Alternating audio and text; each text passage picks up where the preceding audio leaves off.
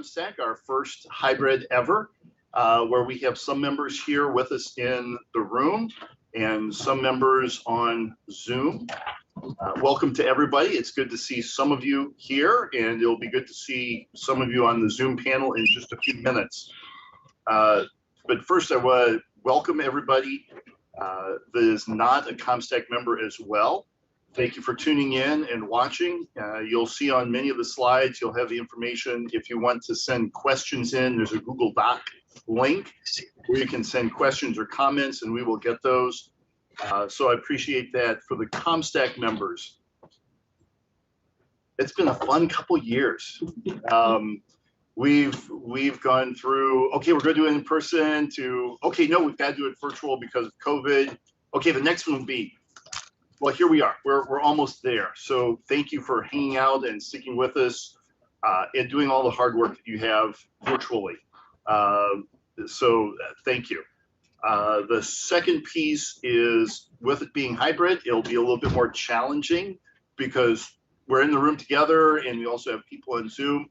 But I encourage everybody to fully participate, because this is your opportunity. Talk, discuss. If during presentation or when somebody is speaking or another work group is talking and you have questions, or you're like, wait, I don't understand what you're saying, please, we need that discussion. We're back in person and on Zoom, so we can have a little bit better of those discussions. That's exactly what we want. Please ask questions.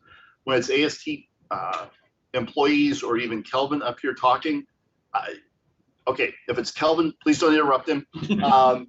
But for everybody else, please ask those questions. Wait till the end when Kelvin's done, and then fire him up with questions.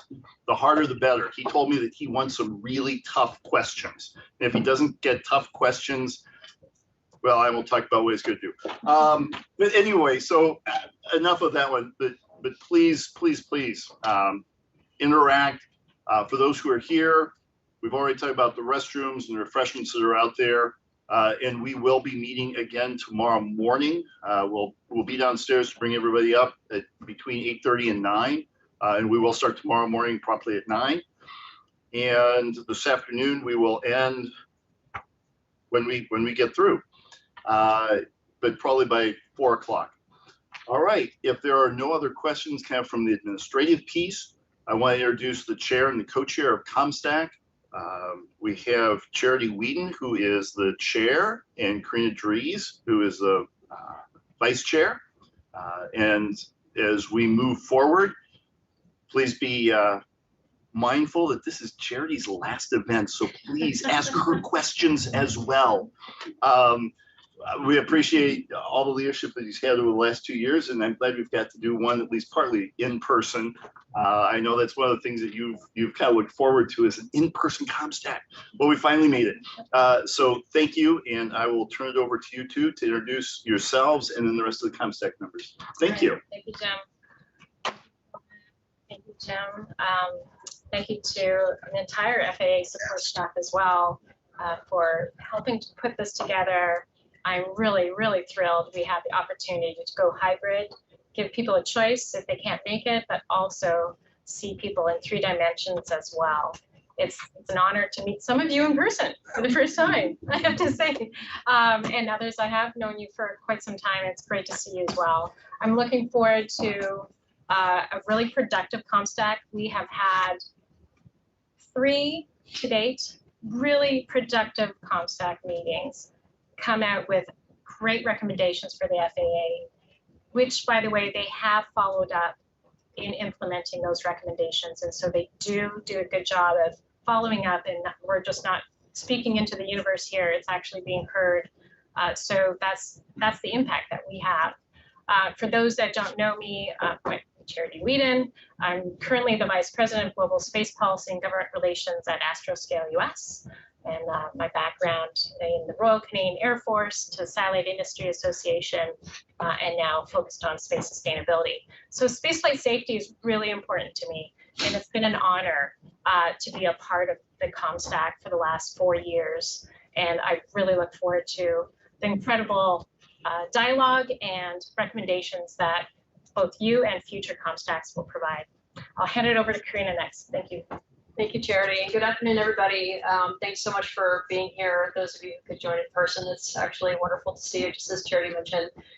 Charity and I have been sort of space nerds for at least 15 years. So absolutely thrilled to be working side by side with her in this effort. And looking forward to continuing with the COMSTAC over the next couple of years.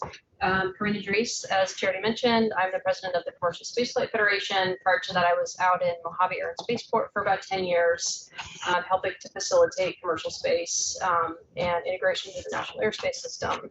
And absolutely thrilled to be involved here at COMSTAC and in the industry. So I think what we'll do is we'll just do brief introductions. If you can self-introduce around the room, and then I'll call out the folks on the Zoom to introduce yourselves. I'll probably just plan to call you out in order on the Zoom by your first name, alphabetical order by first name. So just be prepared to unmute once we get through intros here in the room. Go ahead, Clay. So I'm Clay Moore. I'm Chief Revenue Officer at Voyager Space and Chair of the Regulatory Working Group. Hi, Paul Danfus. I'm the Vice President of Strategy and Business Development at CalSpan. That's where I am today. But in a few weeks, I'll be starting a new position with a company that's currently in stealth. So more to follow there. And Chair of the Innovation and Infrastructure Working Group. Mike French, Aerospace Industries Association, Vice President for Space. Dale Ketchum with Space Florida. I'm the Vice President for Government and External Relations. I'm Sharon Pinkerton. I'm the SVP of Policy for Airlines for America. I'm Greg Autry. I'm with the Thunderbird School of Global Management at Arizona State University. Steve Lindsay with Sierra Space. I'm Chief Strategy Officer, Chief Technology Officer, and Senior Vice President for Advanced Programs. There we go. I'm Mike Moses, President, Space Missions and Safety for Virgin Galactic. Eric Stalmer, Executive Vice President for Voyager Space for Government Relations and Public Policy.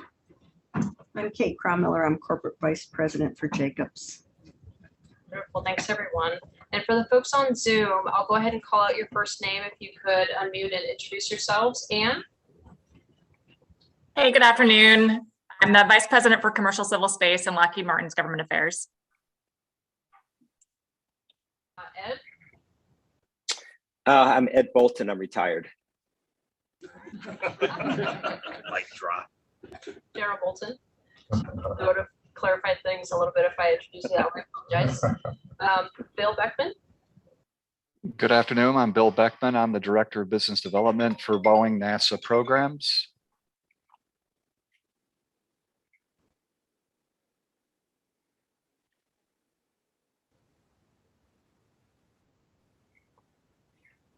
Raise up on us. Right. Back to Dale. Mary Lynn.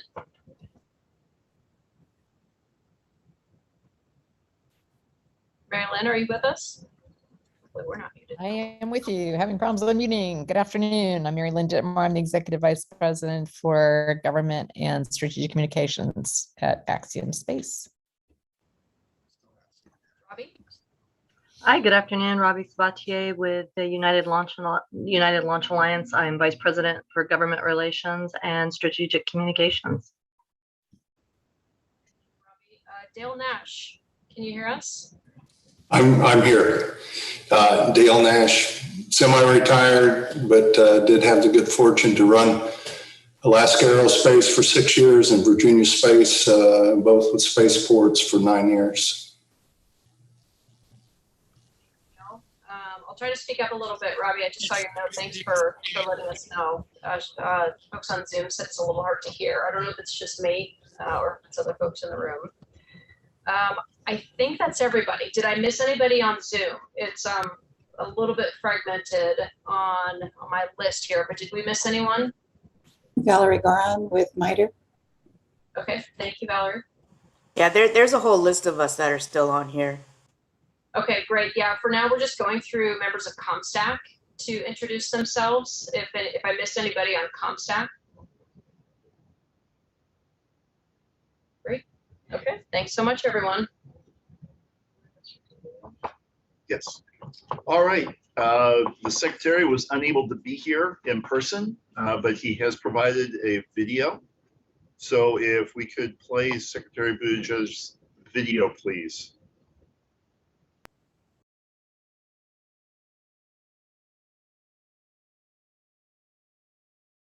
Well, thank you, Jim, and we appreciate the terrific work that you're doing.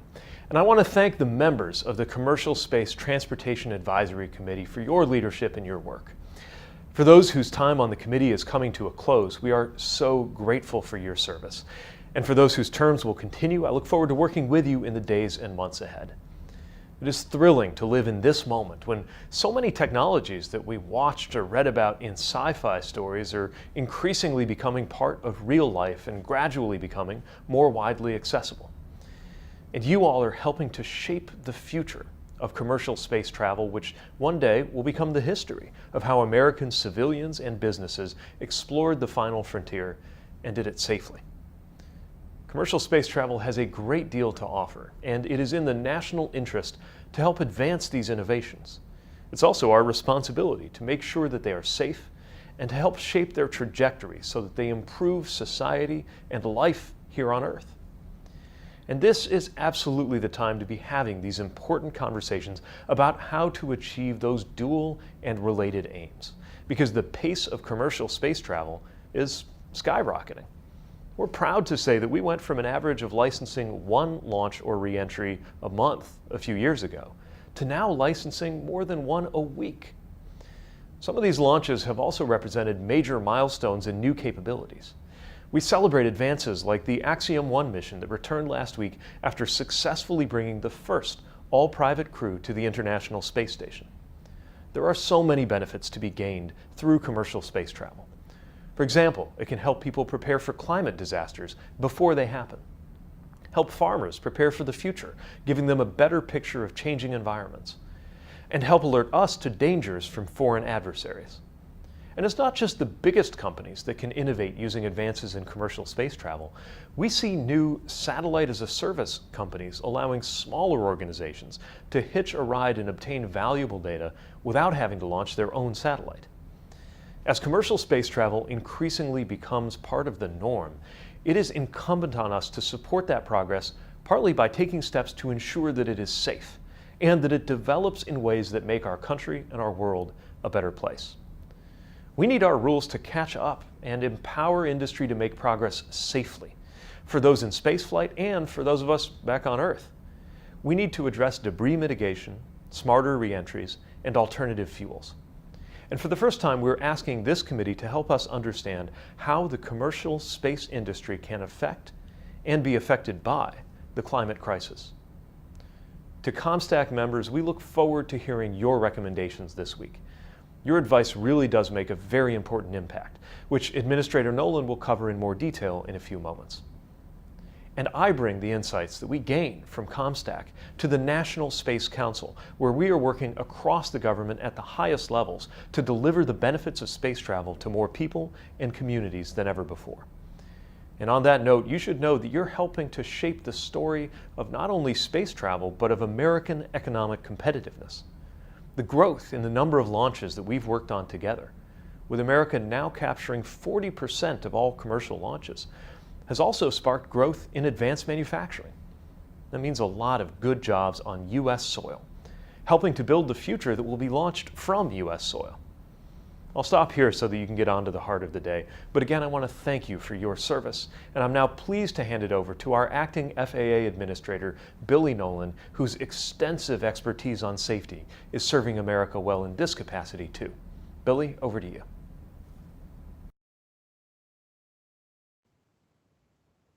All right, and the person introduced, Billy Nolan, will be here momentarily, so we'll take a quick pause. Let me check if he is in the hall. I'll be right back.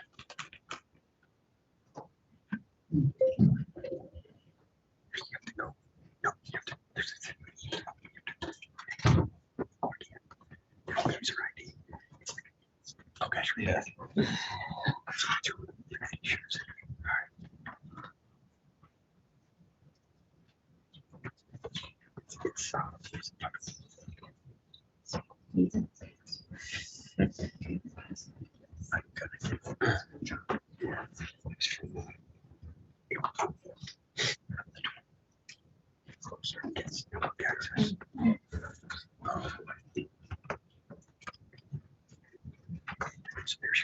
Password, but first you have to go.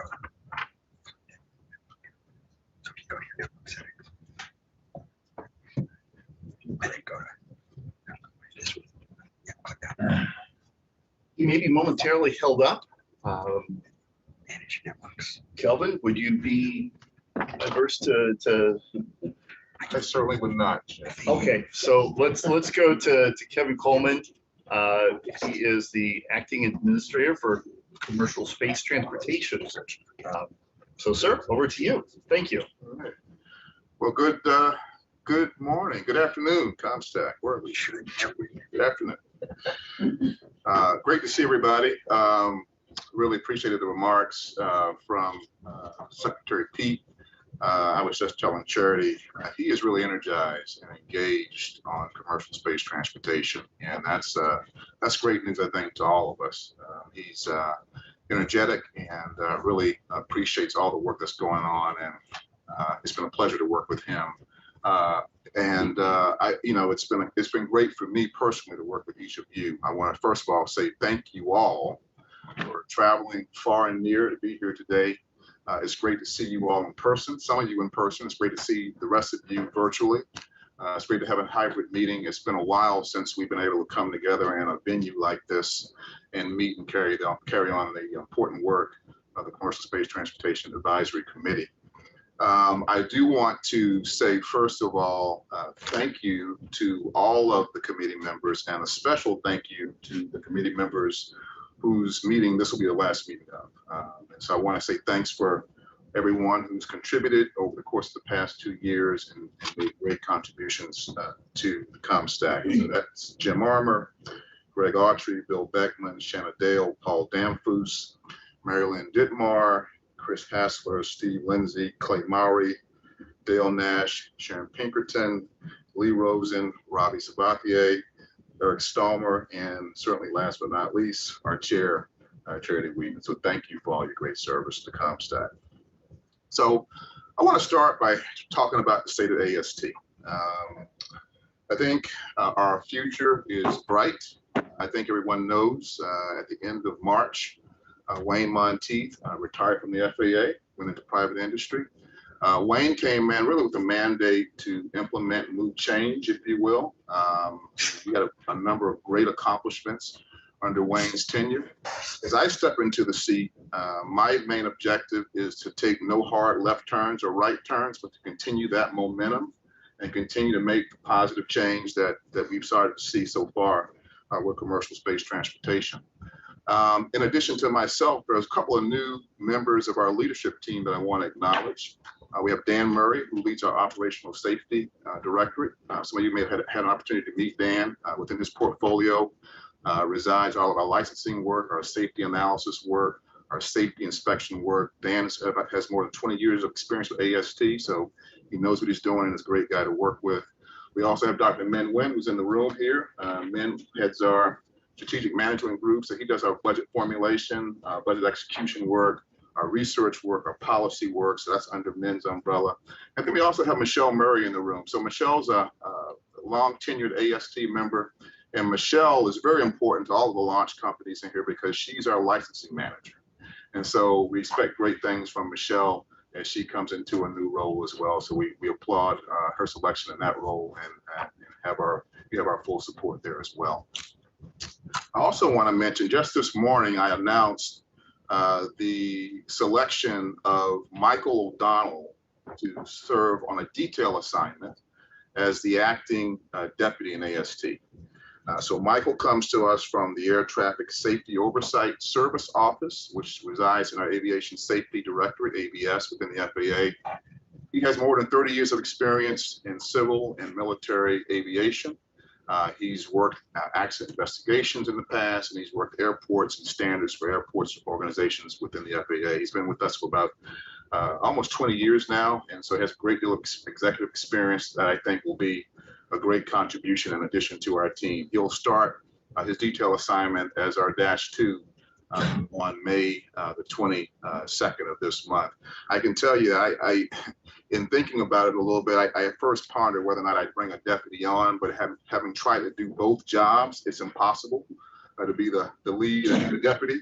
So I'm really looking forward to Mike coming on board and joining us later this month. I think you all will be delighted in meeting him. He's a great guy to work with, great collaborator. So I think you'll enjoy working with him going forward. So a couple of things I want to talk about in terms of our organizational structure. We've had an existing structure in place now for many years, probably 20 years old. And so we've made some changes. We have 2 operational directors that we've stood up. And we've gone through another phase of drill down in those organizations to stand up branches within those organizational directors, if you will. And what those branches will enable us to do from a leadership perspective, first of all, it'll enable us to be more strategic in our bandwidth. In other words, we won't be as pulled down into some of the tactical types of things that we from time to time get pulled into.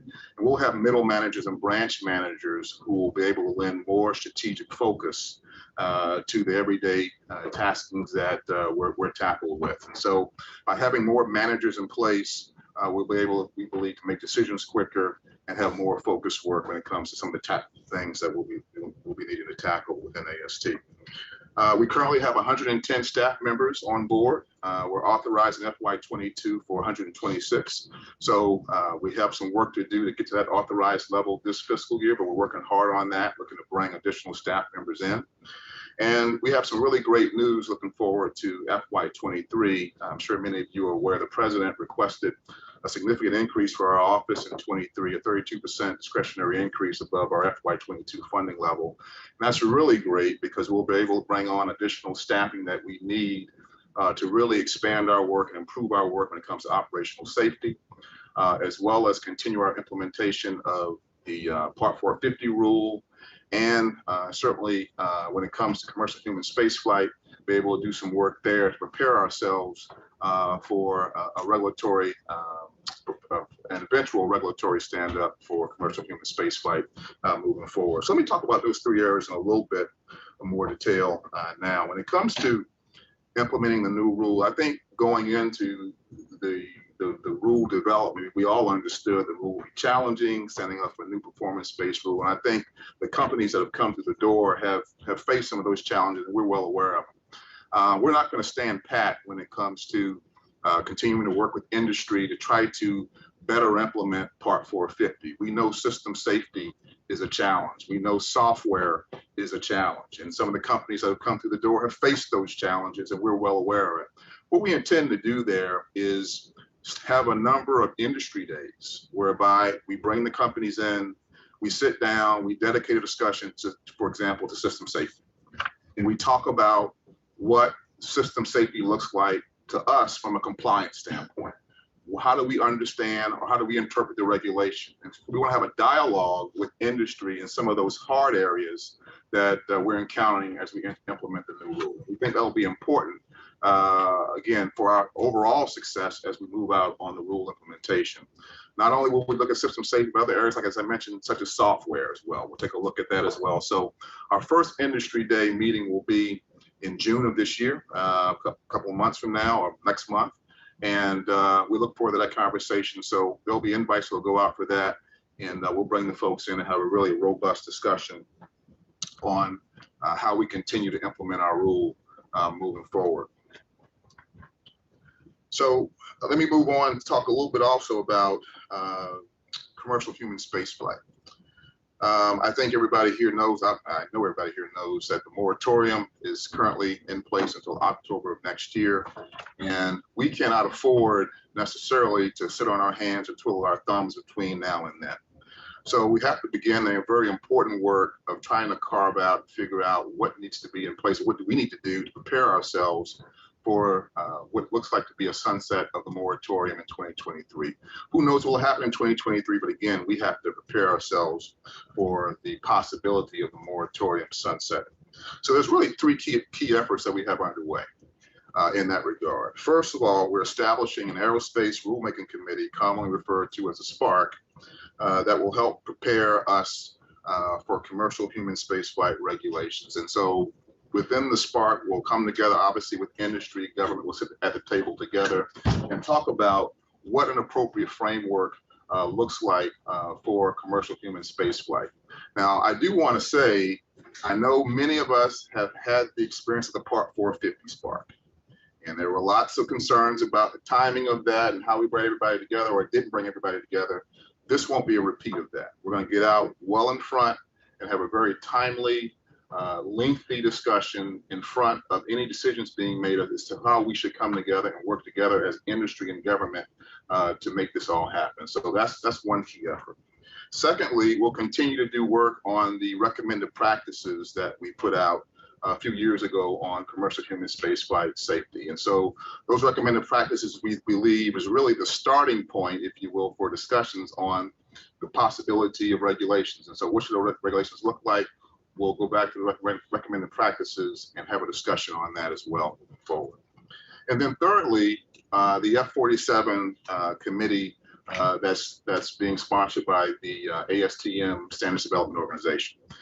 We've upped our engagement there. We have more of our subject matter experts engaging at the committee level, working with industry to develop and stand up the necessary standards that we need for the industry. And so we've increased our engagement there. So those are the three key efforts that we have going on right now. The F-47 committee, the recommended practices, as well as the commercial human spaceflight spark. So those three efforts that we have going on right now, we think will put us in great shape to think about and consider what needs to be in place to regulate commercial human spaceflight when the time is right to do that. So let me talk a little bit about congressional reports. I know some of you have been tracking the congressional reports we've been working on in the area of human spaceflight. Again, we have three key reports. The first of which is on a report on voluntary safety standards, which we're finishing up now. That's in coordination within the agency. So we're about to wrap that third and final report up and get that to the Hill on the status of kind of how industry has evolved and moved when it comes to commercial human spaceflight voluntary standards. And then secondly, we have the safety framework for commercial human spaceflight, which is going to look at all of the actions that are necessary to stand up a regulatory regime for commercial human spaceflight. So we're working with our FFRDC Aerospace Corporation on that report now. We know that's important to COMSTAC. We've been directed by legislation, through legislations, to work with the COMSTAC to look at that report, and there will be some discussion on that later in this meeting in detail about kind of how we're progressing in that regard. And then thirdly, later this year, we'll have an independent review by the RAND Corporation on the safety framework assessment. They will take a look at industry as well as government's readiness to move out on the actions that we've laid out to stand up a safety framework for commercial human spaceflight. So those three reports are now in the works, and we're working hard on those. And again, as I mentioned, we'll have more discussion here shortly on the safety framework and what we're doing with the FFRDC. And we look forward to COMSTAC's comments and recommendations as to how we can make that report the best that we can make it moving forward. So lastly, I want to talk about, in terms of some things in the short run for us, improvement of our processes. That's really one of the big items that I think we need to continue to tackle as we stand up our new rulemaking. We've oftentimes talked about a 21st century licensing regime.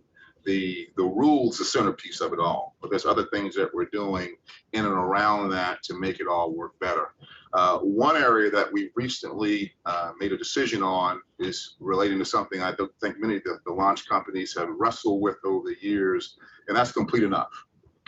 When is an application complete enough?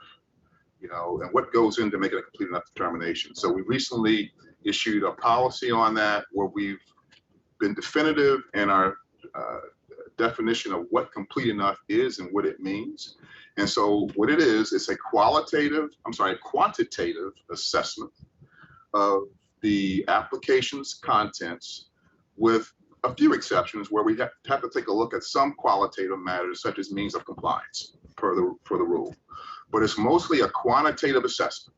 So if the material is there in the application, in the appropriate quantity, and the qualitative pieces which pertain to the means of compliance are there, we will deem the application complete enough and move into an evaluation.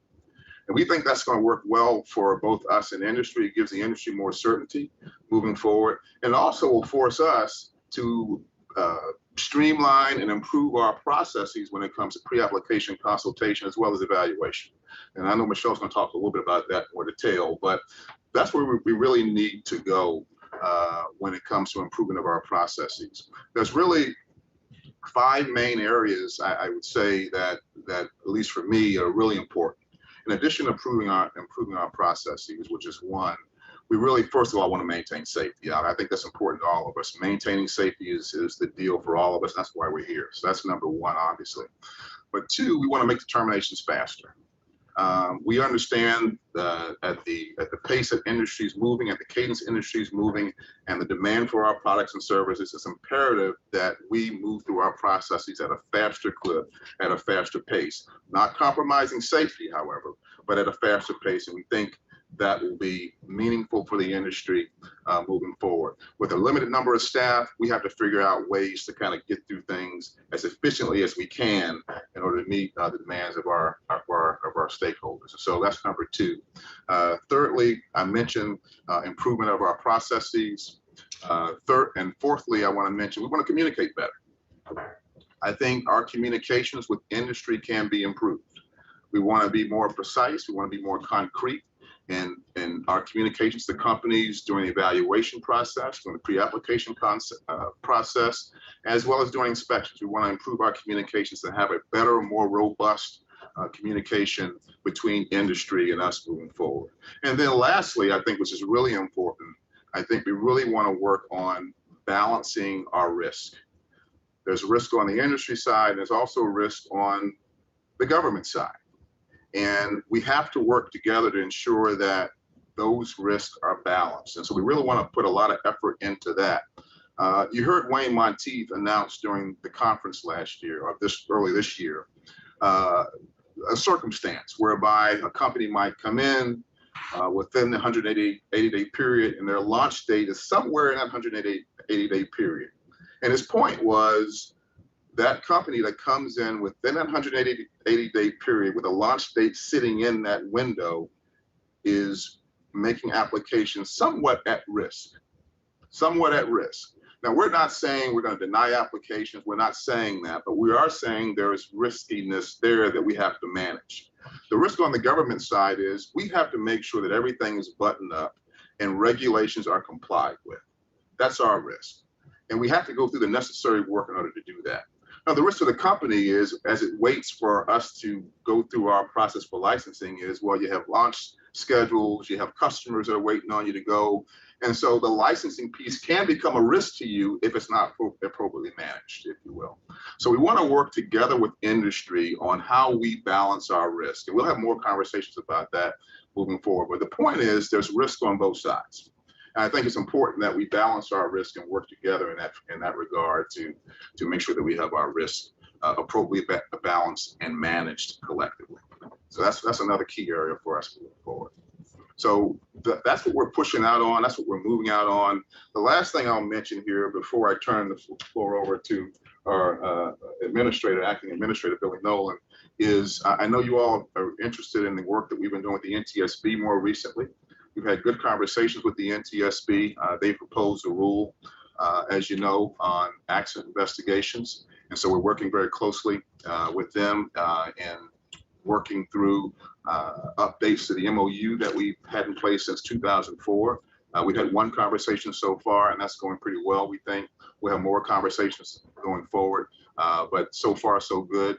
Chair Hominy has been very gracious and very accommodating and working with the FAA on that. So I think that's moving well. And I did say that was the last thing, but one more thing while I'm talking about rules. 2 rules that we have in place, or at least one rule that we have in place right now that's working, is the Orbital 3 rule. That's currently under review within the agency and the department.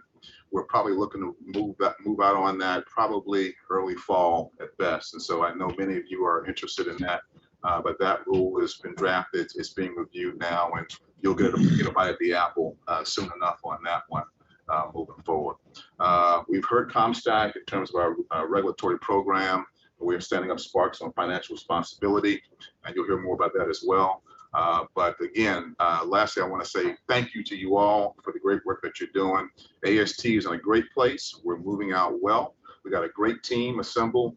We have a great vision for the future, and we very much look forward to continuing to work with you all to realize that vision than to keep commercial space transportation the safest transportation system in the world. So I appreciate all of you being here, and I look forward to any comments or questions that you may have. And I don't, do I have time to take questions, Jim? The administrator here, so should I get off and get on stage? I was just gonna say, let's have the administrator, and then if you can stick around, we can ask questions after he's done. Absolutely. All right, thank you all for your time. Thank you. Thanks, Kelvin. Good afternoon, everyone. Sorry, it's been one of those big days. We had the MAC for the last couple of days, so lots going on, but it is really good to be with everyone here today. First off, I want to thank Secretary Buttigieg for putting us on this sort of nominal trajectory for this meeting. We appreciate the leadership, and we appreciate that we are indeed within the FAA 100% behind the White House vision for space. It's good of everyone both here and online that are joining us today. I'm delighted to see some of you in person. We know it's been 2.5 years for many of us since we've had the opportunity to meet this way. But it's good to see this day has finally come, that we're back having the kind of meetings in person, because we know this is really what it takes sometimes to move things forward.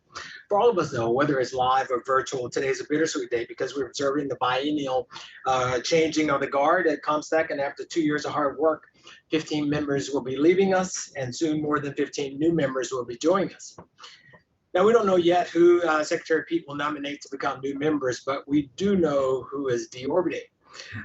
So we have Charity, Sharon, Lee, Robbie, Shannon, Chris, Paul, Greg, Mary, Lynn, Steve, Dale, Clay, Eric, Bill, and Jim. I know you all know your last name, so I'll leave with the first name. And I really want to take a moment to just really thank each and every one of you for not only for your professionalism, but for the participation in this effort that got us to where we are today.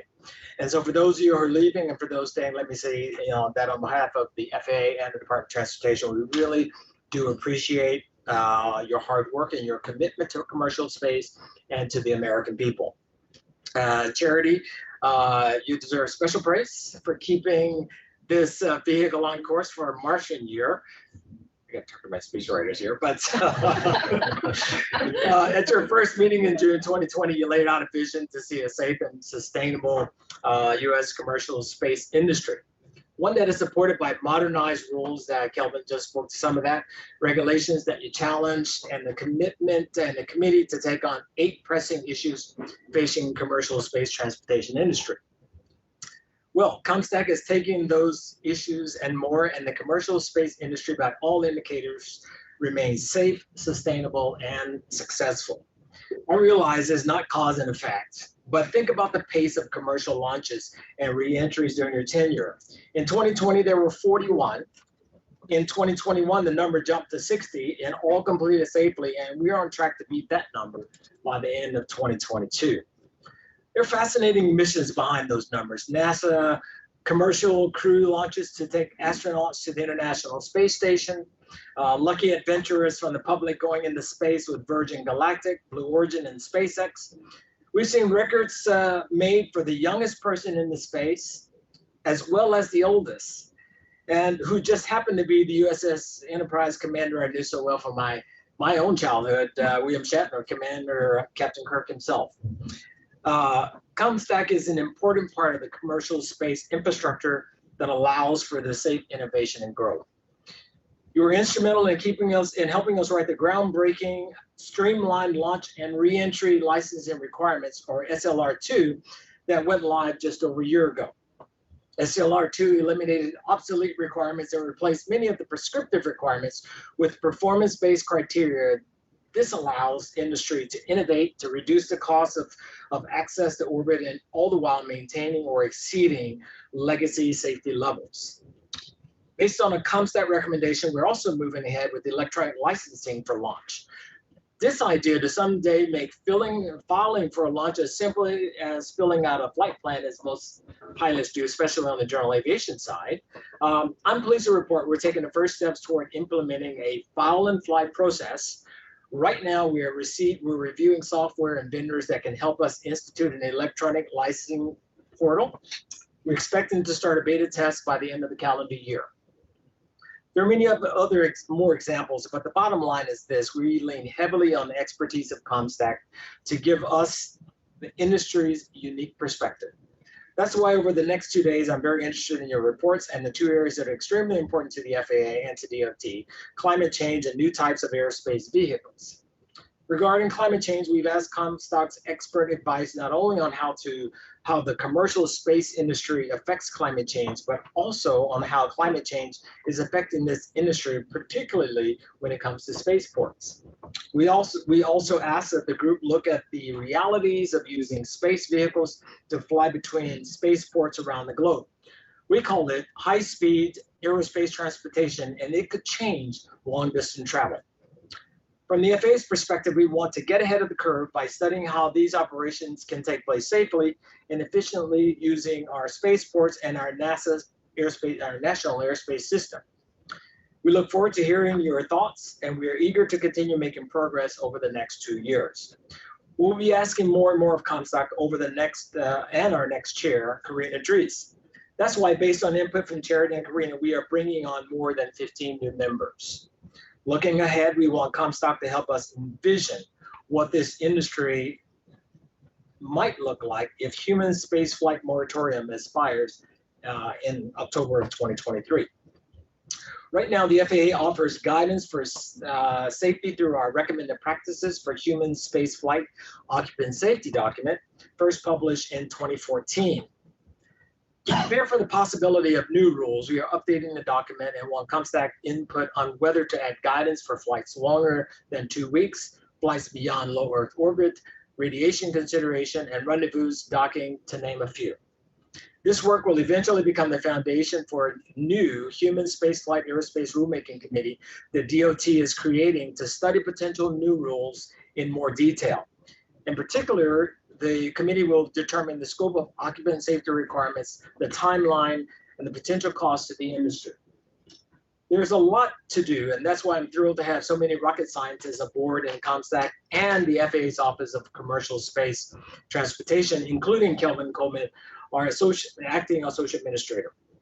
Kelvin has more than 25 years of experience, and he has spent the past few years working as deputy to Wayne Monty, who I'm sure everyone knows retired at the end of March. As for me, I'm an aviation safety professional by training and career, but I'm also ready and willing to learn about new fields, and space has held my interest since I was a kid watching Captain Kirk bravely go where no one had gone before.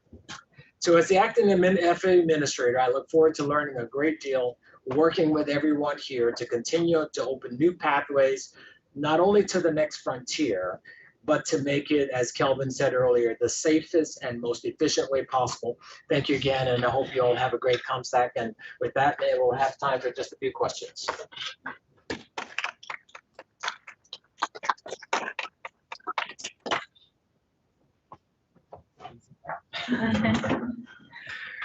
Any questions online?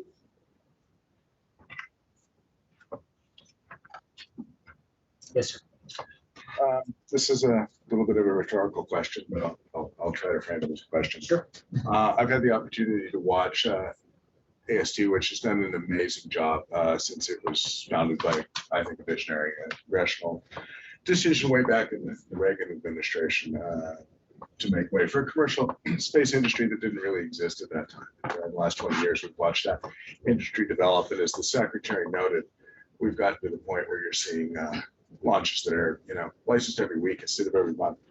I do have to say that I get the sense that FAA is taking a lot more interest in the office, which is good. But I do think, as a scholar of management theory, that we see FAA with 50 years of great experience regulating the safest transportation industry in the world, which is a very mature and well-defined industry with a very kind of prescriptive environment.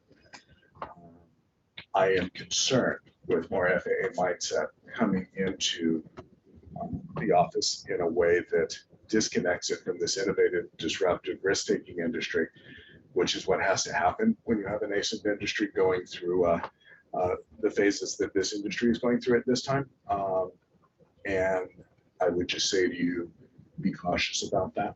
It's great moving people in who have FAA safety records for decades, but you need to keep people who are innovative, disruptive, and risk-taking and are very connected to industry in that process. And I just wondered what your thoughts are along that line. Well, yeah, I appreciate that. Having spent, I've been a pilot for 42 years and having spent 33 plus years in the industry, I come to the agency with that sort of industry tempo. And so what I say to myself and what we hold ourselves to, especially at the executive level of the FAA, is how do we match energy for energy? We're never gonna, safety is and will always be our North Star. That doesn't mean we can't be innovative. And so one of the things I think I bring to it, and certainly to the team and our challenges as a team, is how do we continue to innovate? One of the reasons we have groups like this is so that keeps us as an honest broker in our ability to how we're working. So to the extent that we see where things are starting to come up, those are the things that we will indeed stare into, we'll take ownership of. But I can assure you that the level of energy is quite high, that the level of expertise is even higher. And we certainly welcome those who would come to the agency from industry and bring that level of energy. But I got to tell you, this industry and this agency is committed to America's success. And what that means is that we expect to be front-footed in every single thing that we do, and to where we can, quote unquote, get out of the way in terms of where innovation. Our goal is what we say is, while as an industry you innovate on technology, we want to ensure that we're equally innovating in the policy space to make sure that we're matching that so that there are indeed no impediments. The only thing we'll say, we'll continue to steer it through the lens of safety and make sure we've got that part right. Because for us, the bar is very high. We have to get it right, and we have to be as safe as we can be, and the public expects no less. Yeah, I do have to say, air industry wasn't quite that safe in the 20s and 30s when it got going, and we need to face that reality. I had the honor of coming to this building and interviewing for the job that Wayne Monteith got, and that my colleague there now holds.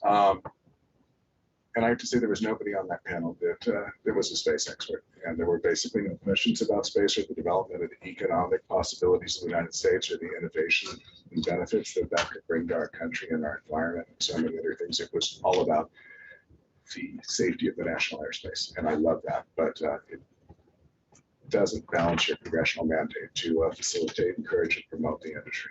Well, I think if you look at the numbers, right, we've exceeded our numbers the past 3 years, and I say the proof is always not our words but our actions. So I think as we go forward, you see what we do, how we act, how we work together, and that's what ultimately. Your job so far has been amazing, and the whole world knows it, which is why you see investors from around the world coming to the United States to bring their space companies here and make their investments. I'm just concerned about the vector of where we're going. Hopefully a quick one for you. Sure. One of the most exciting things about this industry is we're going fast, yes. And there's going to be new missions and new items that FAA, in conjunction with other departments and agencies, there are gray areas for the space industry moving forward in terms of jurisdiction and how to make sure that we guide those and be safe in them. How do you feel FAA is going to deal with these gray areas of jurisdiction? I think it's again, I go back to why we have, COMSTAC, why we have others, and why we have all of the things, all of the advisory groups that we use and that we leverage that make us better, that make us stronger, right? I don't come before you thinking that we've got all the answers, right? Otherwise, I'm the wrong person for the job, right? I come and say, how do we work together? How do we partner? How do we go stare into those gray areas, those ambiguities? And then how do we take that in light of where we've been as an agency and bring it forward? I mean, that's our challenge. And we believe we will rise to the challenge and we'll get there. So it's one we just got to work every day, right? To get it right. But as I knew when I came aboard, this is, others can afford to maybe be wrong. We can't afford to be wrong. The public the bar is really, really high for the agency. And so our ability to work to that, so I always say, as soon as you put the first, paying passenger on a flight, that bar is at 100%. It's not a 99.9. We work 10 to the -9. That's just where we are. That's just the space that we're in. But that doesn't mean that the work that we do has to stymie innovation, right? Our goal is how to bring this, again, matching that energy for energy, have it all come together. So I come offering you no perfection, but I will tell you, we will wake up every day and make it about progress. and that's what you can expect to see from the agency. I appreciate the time. I know it's been a quick and dirty one with you today, but I'll look forward to more. And I look forward to the feedback. So again, thank you all for what you do. I look forward to it. Thank you.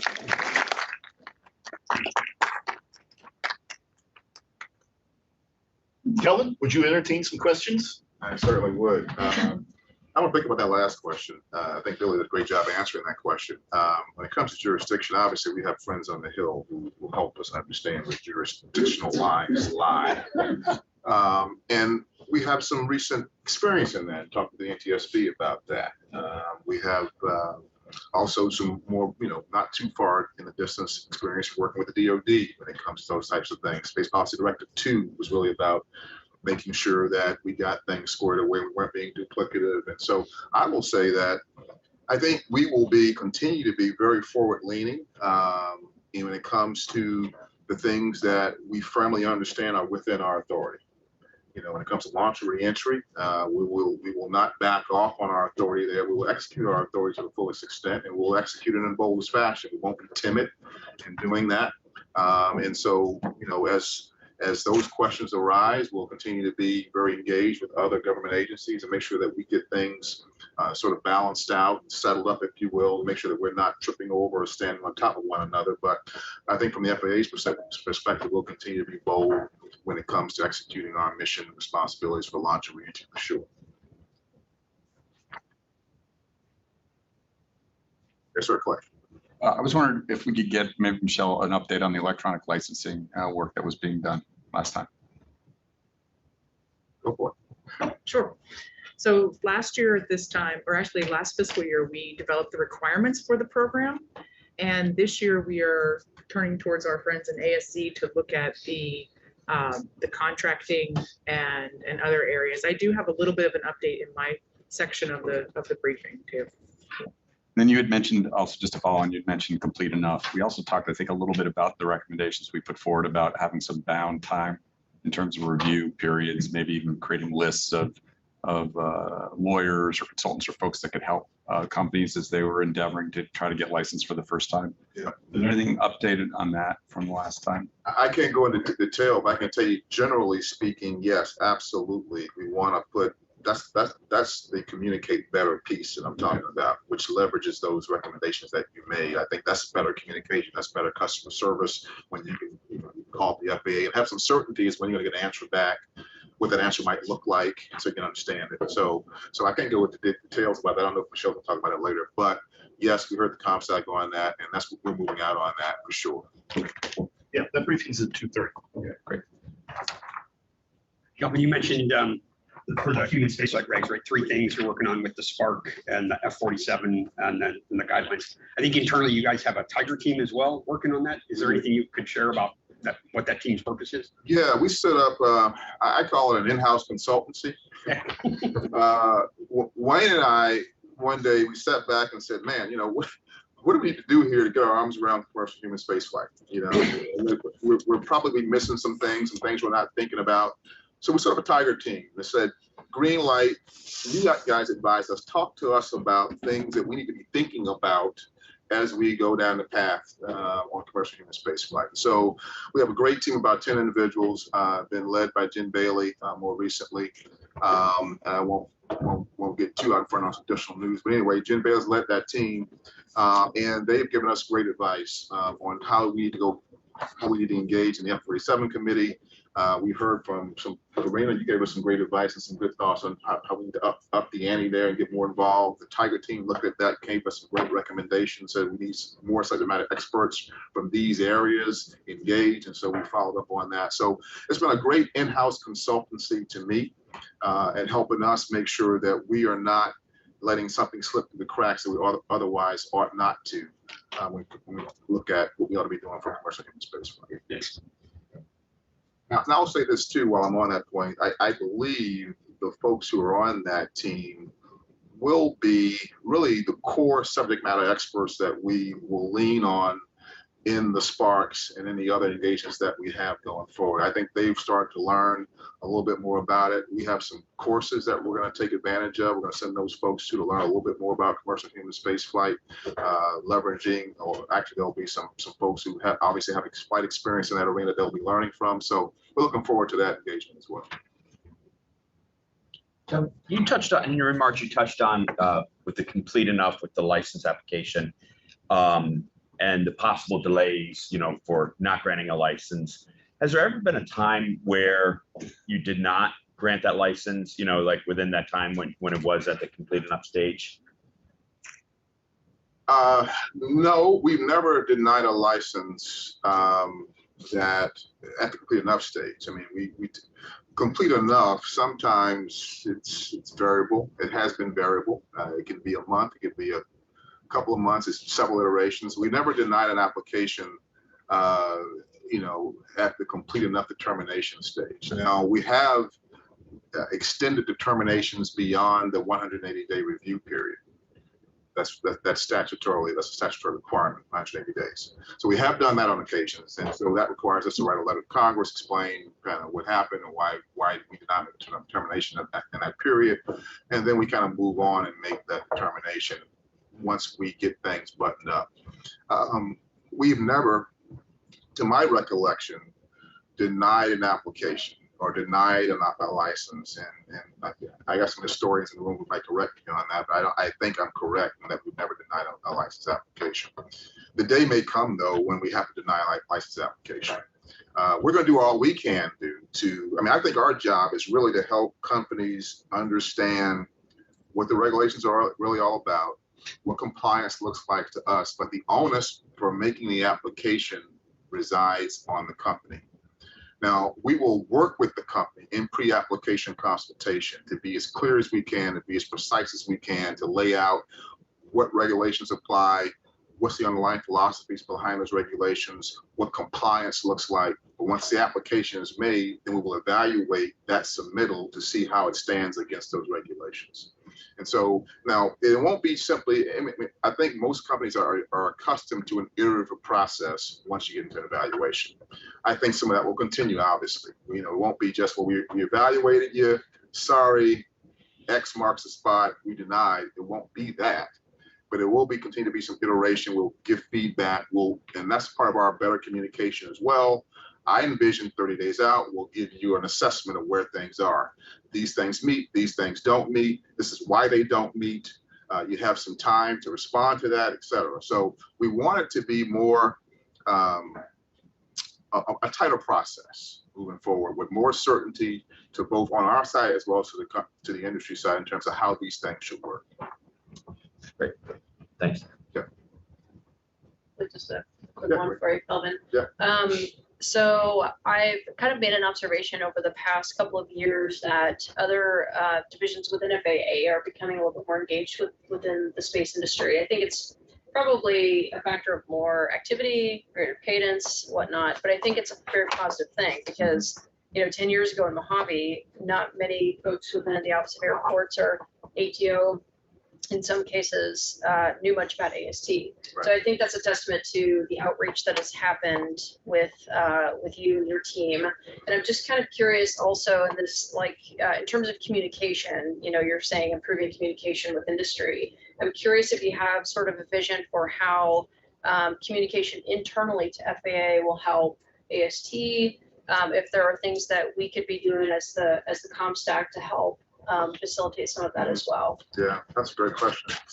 It sort of takes me back a little bit to Greg's comment as well. I think it was probably in 2016, for the first time in my career, I heard Michael Horta, who was then the FAA Administrator, in a town hall meeting talk about commercial space transportation. And having been around for a while, you know, by that time, I'd been around 15 years or whatever it was. I had never heard an FAA administrator talk about commercial space transportation. That, to me, was a signal that the FAA now is beginning to embrace commercial space transportation. I think since that time, we've seen commercial space become more tightly interwoven in the overall FAA fabric, which means the ATO is more involved, ABS is more involved. And that's a good thing, as you mentioned. I think that's great. I think the communications and the engagement have vastly improved over the course of the past 5 years. We've had some tough engagements in that period of time. But I have a great working relationship with Tim Noel, who's the Chief Operating Officer of the ATO. I have a great working relationship with Shanetta Griffin, who runs the Airports Organization. We were just talking about our licensing activity more recently. The collaboration has never been better amongst the organizations. And even from our side, I think it's important to note that we've embraced it a little bit. I mean, we were a little cool to it at first ourselves. I think even we're a little bit more open to it now and a little bit more trusting of it and a little more engaging with other parts of the FAA. Now, we do understand, this is where I think that this is beneficial to your question, Greg, in terms of, we understand, you know, big FAA, if you will, has this mindset concept about how to regulate civil aviation and certification and all these things. Our voice has become louder and more heard in terms of when the time might be right. We've cautioned big FAA on, well, listen, this is not the same thing as civil aviation, and they've heard us. You've heard the Secretary talk about, I was just telling Charity, the Secretary's engaged, Billy's engaged, and Steve Dixon, who just recently retired, was probably the most engaged FAA administrator when it comes to space that I've seen in my tenure. Really got it, really understood it. So I think we're in a great place within the agency. Our voice has never been louder and the engagement has never been better. So I think to the extent that the industry can continue to embrace the engagement with the ATO, with the Airports Organization, along with us, I think it all works together quite well. Thank you, Cal. I want to be clear, my comments, again, don't reflect on what's been going on. You've done a great job, and I did a great job, and the industry sees that, I'm sure. Your point, your comments are well taken. That's where you were coming from. Anyone online have a question? Chat. Well, great. Well, thank you all for the time. I appreciate it.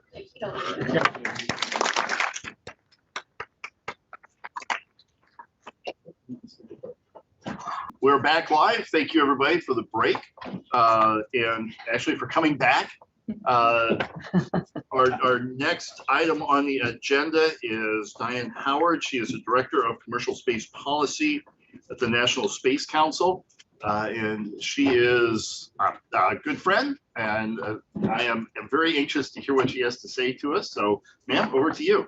Thank you. Thank you so much. Thank you, COMSTAC. Thank you, AST, for the invitation to be here today, and for having a COMSTAC in person. I mean, it really does feel like we're almost normal. And I'm going to read this because actually, I mean, what I'm going to share with you today means a lot to me, but also this is how they keep me in my lanes.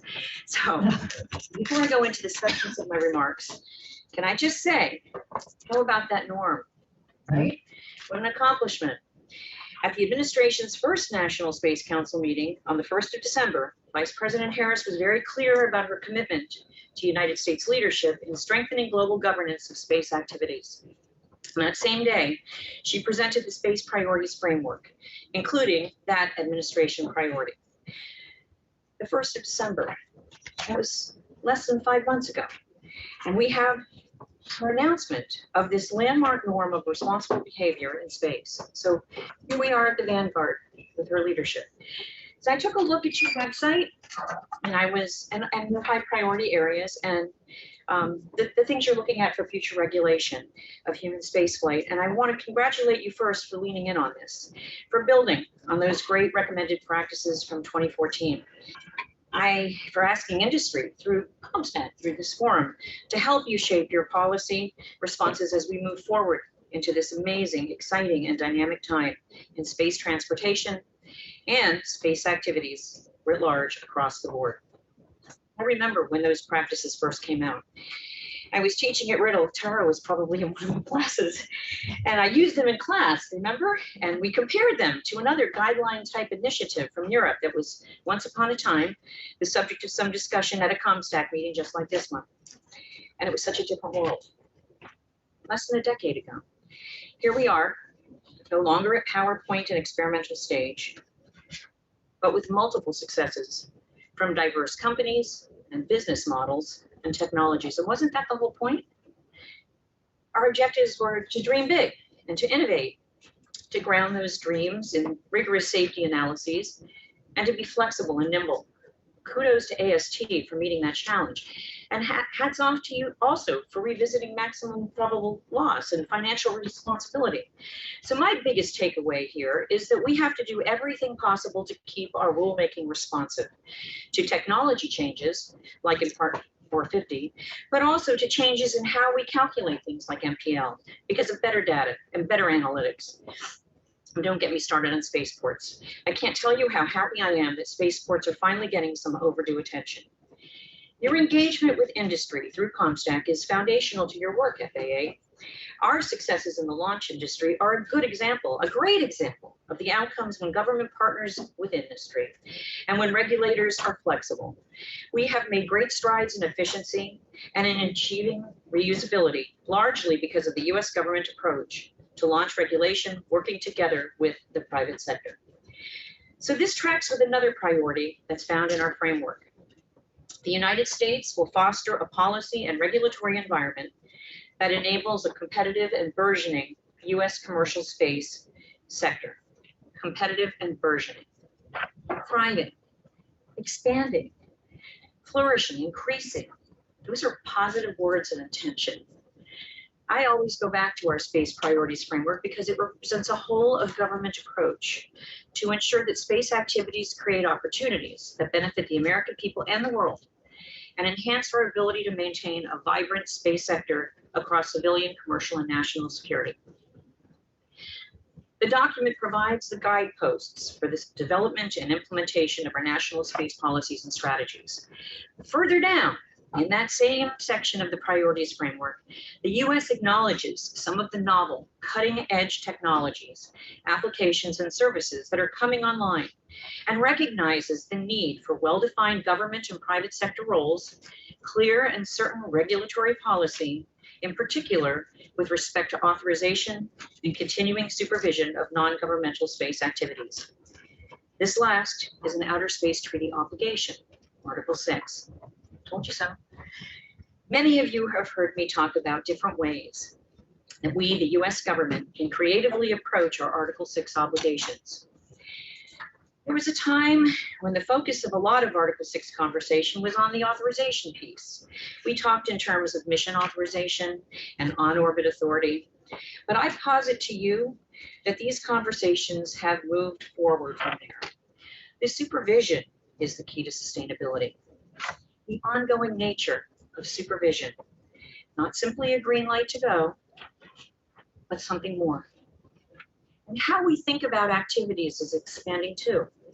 You can see it in the way we move from an OSAM strategy, on-orbit service, assembling, and manufacturing, to an ISAM national strategy, in space, servicing, assembling, and manufacturing. Our paradigm has already begun to shift.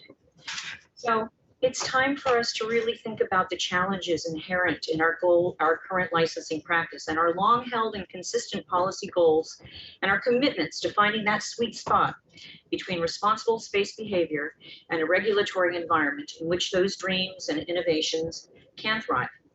Some of these challenges include how best to effectively leverage the existing authorities delegated to multiple US departments and agencies, along with the decades of expertise that those departments and agencies have developed to apply those authorities. So how about capturing information about all US private payloads, no matter whose rocket they fly on? That's a challenge. And what about things that happen here on terra firma that have potential effect in space, like third-party payload integration? We need a standardized process to track, authorize, and supervise activities that either fall outside the current launch reentry spectrum and Earth observation matrices, or that represent combinations of multiple phases and aspects of a mission. We need something that's going to grow with us. Future missions could be, probably will be, comprised of elements of which we are as yet unaware. So we need to start thinking about missions in terms of phases like pre-launch, launch, operations, be they orbital or in deep space, and end of life. Your y-axis, if you will. And then we need to think about aspects of those phases. Imaging, but not an Earth observation system, and comms, but I don't mean a telecommunications operation. Space situational awareness and traffic coordination, even export control. Those are your y-axis. So to be effective, an oversight framework must be modular. It must adapt over time. A whole of government approach, effectively maximizing existing executive branch authorities, can provide a near-term process for all U.S. missions, and as a result, allow better authorization and supervision for novel, complex, and currently unknown activities than the current system can provide. The National Space Council is asking these questions. In fact, some of you heard me ask these questions at a CSF meeting and I dropped a mic. So yes, we are asking these questions and embarking upon the journey with the interagency to craft constructive responses. And we will want to hear from you. You want clarity and predictability, but there are varying degrees of implementation and different levels of supervision. So what kind of appetite do you have and for what? Help us to better understand the diverse array of novel activities underway and to deconstruct them into increments, as I just described, by phase and by aspect. It's your homework. Wouldn't be me if I wasn't giving you homework. We anticipate continued cooperation with you, with industry, and with our executive branch partners, our executive branch colleagues, and our international partners as we move forward into these very exciting times. And I will be happy to answer some questions. So thank you. I hope we gave you something to think about. Any questions online? From our members?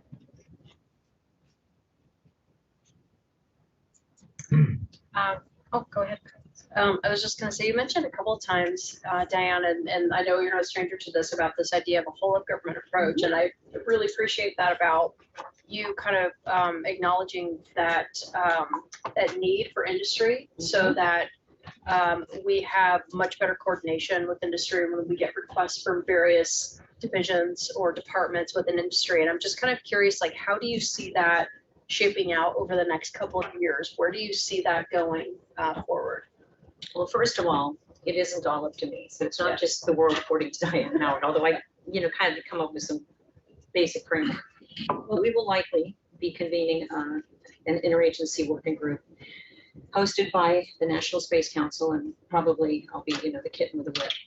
And we have, I've developed a roadmap of what questions I think we need to tackle together, craft responses to together as threshold issues. And I think you'll see us begin to shape that out, but it's going to require some definitions, but it's also going to require mapping authorities and a better understanding of what different missions entail, because it's not just launch and it's not just, and if you look at the way, Northrop was very creative in the way, I'm not going to tell you that we not ever supervise, that we have any activities that we're not supervising. It's just that there's not a standardized protocol in which to do it. And so, what I'm suggesting to you is that we have a better understanding and appreciation of what these increments are, so we can be modular in our approach and map the authorities that already exist. Will there come a point when we need more?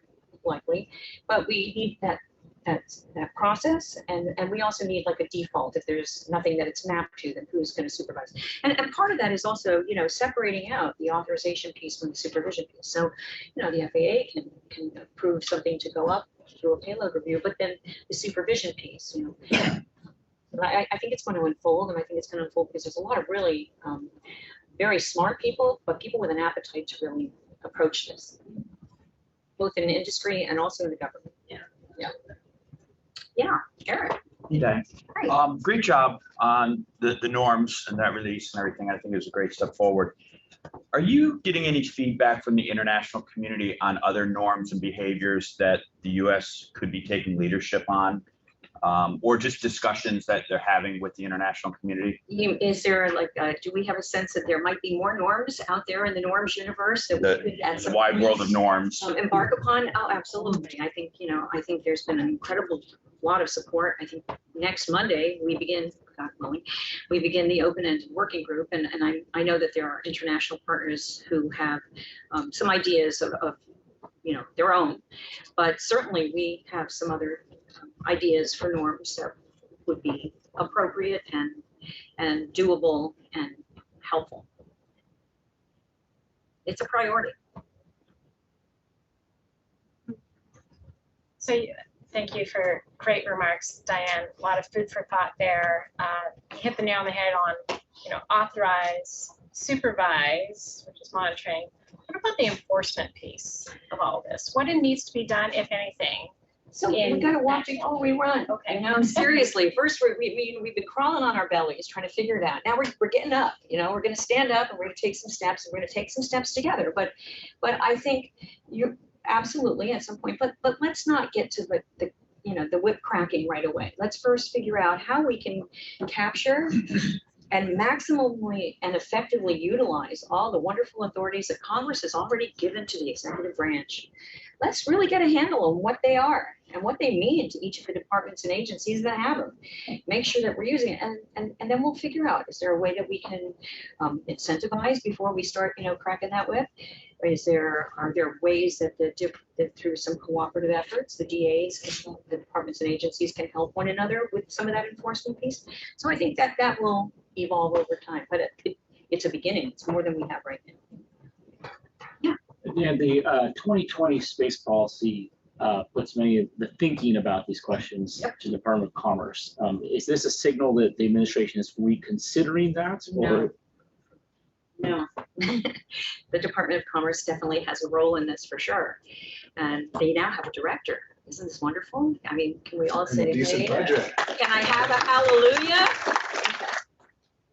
Congratulations to Rich Lovello and also to the Department of Commerce and their wisdom in putting somebody very capable. So no, they have a role. They're part of the executive branch and they have some wonderful, very broad, very useful authorities in this context.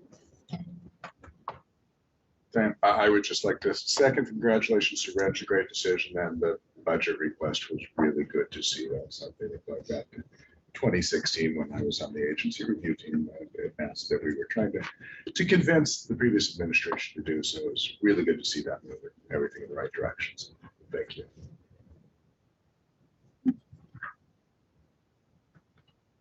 Okay, so you've got your homework. It's an open-ended assignment and it's open book.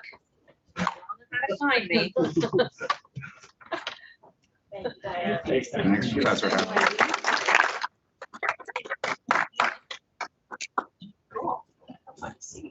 Absolutely. All right, continuing on, AST has some updates on policy issues. So first, we'll have Michelle Murray.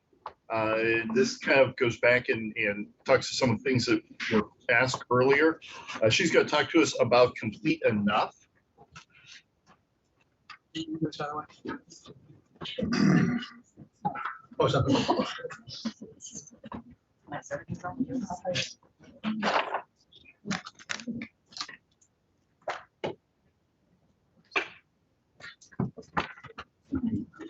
What's the difference between OSA and IC?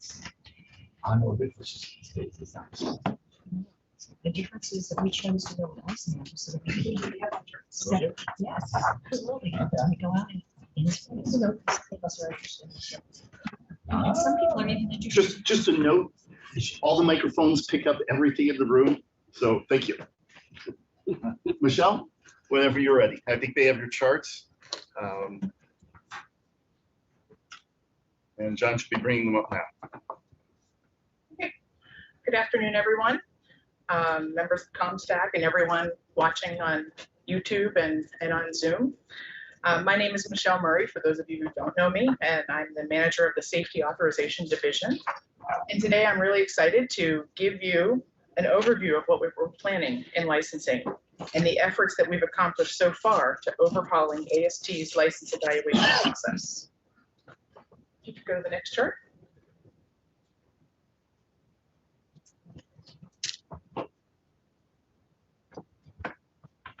Okay, so COMSTAC has made some recommendations to AST, and that was in the area of developing guidance for complete enough. We really appreciate and value that feedback, and based on it, AST has established a new internal complete enough policy, and we can talk a little bit about that as well. I know you guys have a number of questions from earlier, but essentially what we're looking at is that a complete enough determination is only a quantitative assessment, and that's the way we're going to be moving forward. So all of the subjective or qualitative assessments will be done in the evaluation period. So that's the 180 days for a license or 120 days for an experimental permit. We are also working to develop a list of criteria for providing clarity on what it will take for the FAA to accept an application. And this guidance, we're starting with Part 450, so it's called the Part 450 Guidance for a Complete Application. And this is going to be used in conjunction with a new internal license evaluation process that we're developing, and that's going to promote efficiency and clear communication of application status with industry. We are planning to provide this to COMSTAC for your thoughts, comments, review before we put it in place. And this is essentially going line by line for every application requirement for Part 450 and putting in very clear yes or no type questions. Does your application have this, this, and this? And we think with this type of communication, it will be very clear, both to the applicants and also for our own staff to be able to determine whether an application is complete enough, and it will allow for automation with our electronic application portal. We're also developing concurrently a process for phased license evaluation. And this is an internal process, and we think that this also will improve transparency with industry and really overhaul how we evaluate licenses. It will provide broad guidance for AST, and it will have set milestones so that there will be a more predictable opportunity and time through the review period to provide comments and feedback of your evaluation status. This is based on an agile development cycle. So instead, it's like 30-day sprints through the review period. And I'll have another chart on that in a little bit here. Next chart. Now, this should be no surprise to you. There are existing challenges with the way that we have done Complete Enough in the past, which is why we're making some of these changes. We had a lot of, the Complete Enough determination was not always completely objective. There was an amount of subjectivity in it. The Complete Enough process did not have published criteria for acceptance. We're going to be changing those things, and we already have with the established policy that's in place now as of April 15th. The processes we're putting in place for the criteria and the guidance, those are still being worked and are in process, and we'll be giving those to COMSTAC for review as well.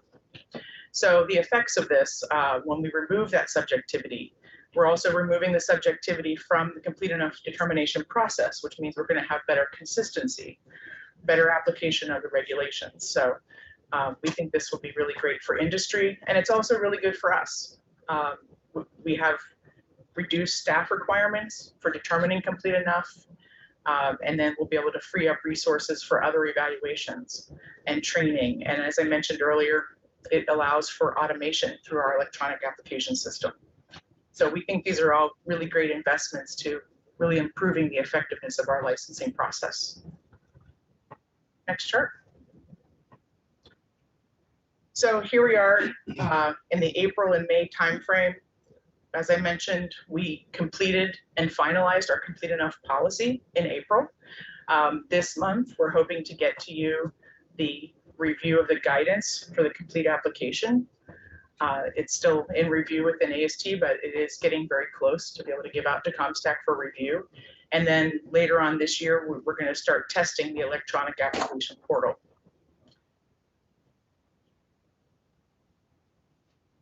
So, you know, with implementing this, the Complete Enough application determination process, folks can use, prospective applicants can use this guidance to put together their license application. This should make it very clear. All applications will be accepted, provided that there's a response for every single one of the components. Like I said, the quality and whether or not there's demonstrated compliance with the regulations, that will be determined in the evaluation period. So we did talk a little bit about, you know, denials or tolling or those sorts of things. You know, with an automated system, you will get acceptance if you filled in something, but then we have to review it, make sure that it actually is demonstrating compliance, and that's where an application could get kicked back. During the review period, we are going to be having, as I mentioned, 30-day increments. And during each of those, we'll come to a milestone. And if AST can't, doesn't have the information we need to get to our next milestone in our evaluation, that's when we will either make a tolling decision or a denial, depending on the situation. And this is similar to what we do at the 120-day process currently. That's the process where the point in the process for licenses where we take a look at everything in the application and any outstanding issues or information is outlined. But we're going to be doing that at every 30-day increments now so that we can have set milestones. And this should give a lot more insight and transparency to all of our operators and applicants. And like I said before, this guidance on the complete application, we're going to use these yes or no type questions of, do you have X, Y, and Z?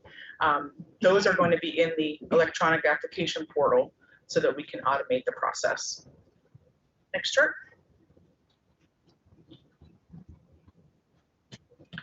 So the guidance for a complete application, these are the very specific items that are needed for the complete enough determination. And they're going to be clearly identified so that we have a set of clear expectations up front. And we're really looking forward to this. And this guidance really should give operators and applicants, without a lot of delay in the overall processing, the information that you all have been seeking for quite some time, to be able to have clear expectations on what's needed for complete enough. Next chart. So once we get feedback from COMSTAC and we can finalize this guidance and we finalize this new evaluation process internal to AST, this will enable us to really level up the experience for Part 450 applicants. Applicants will see this enhanced transparency. At each phase, they'll be provided with timelines for the evaluation and specific regulatory sections. In order to avoid tolling or rejections, there's going to be clarity on when outstanding items are due. And there's going to be feedback on application status at each of these milestones. There's going to be greater consistency to applicants. We'll be making initial determinations on tolling or rejections for applicants that demonstrate substandard quality within 2 weeks of application acceptance. So you can imagine an electronic application portal, just like a lot of applications online. When you hit submit, it might accept your application without a human actually reviewing it. And so we will make a decision whether to continue with that or reject it and turn it back within 2 weeks of acceptance. Applicants then if you're proposing significant changes to your vehicle or your hazard control strategies during the evaluation, we may ask that you restart the process. But again, this will be a much faster process. We think that with the efficiencies that we'll gain, most evaluations should be completed within 120 days. However, we will say that applications with really novel concepts or significant regulatory challenges, we would take up to 180 days. We also think that this will minimize the number of technical interchanges because we're going to be limiting them to only those that require a high level of discussion. And I think this goes to the, particularly to the novel concepts.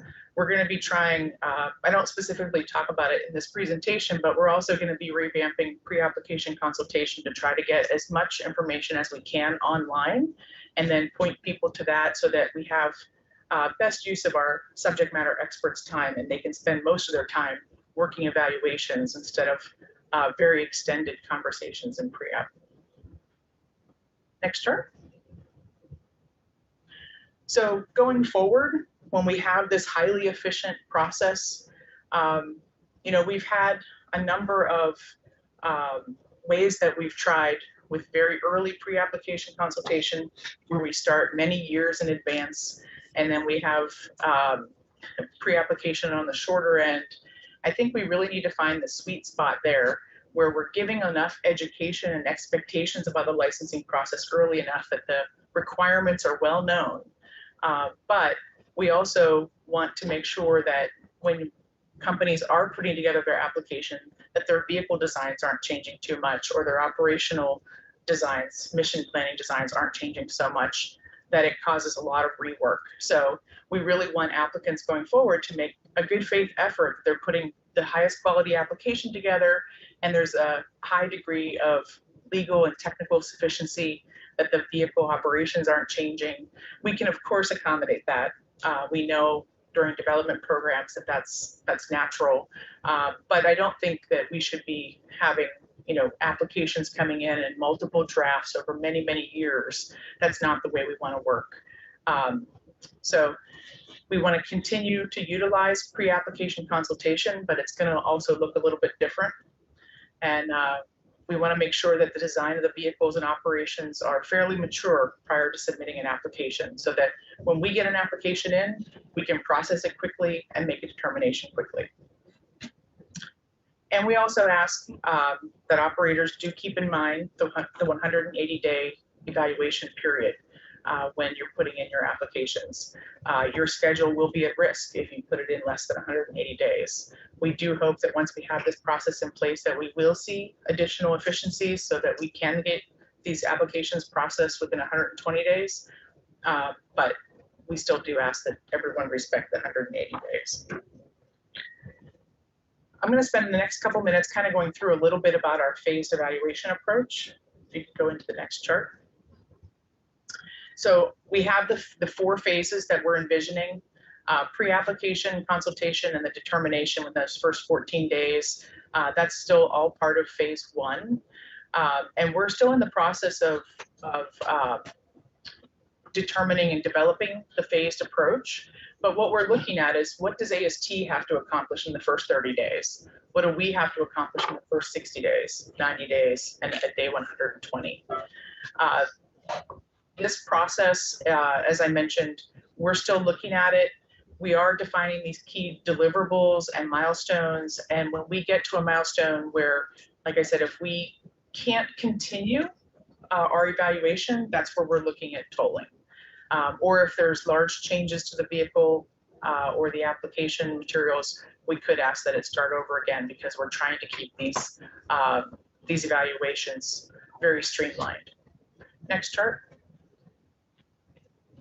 So this is a screenshot of what our guidance for the complete application will look like. And I know it's a little bit hard to read there, but essentially for every single application item, we're going to have a narrative section that will talk a little bit about what it is that we're needing in the application. But then on the 3rd column there, you'll see that each of the application requirements comes down to a yes or no question.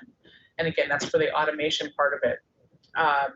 And then the 4th column there, where it says timeline and there's phase numbers, it's divided up into phase 1, 2, 3, and 4. And we're still, internally discussing which items should be in which phase.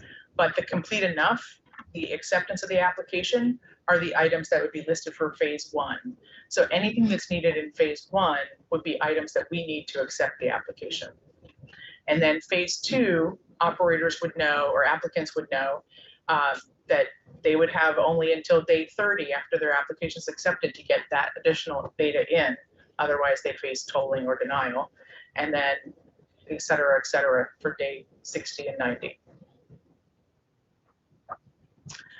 So that's essentially kind of a top-level view. It's a number of items that we have planned from our complete enough policy that we have achieved already, our guidance for complete application that is under development that will be coming to COMSTAC for review, and then our phased license evaluation process, which is our overhaul of how we're evaluating licenses.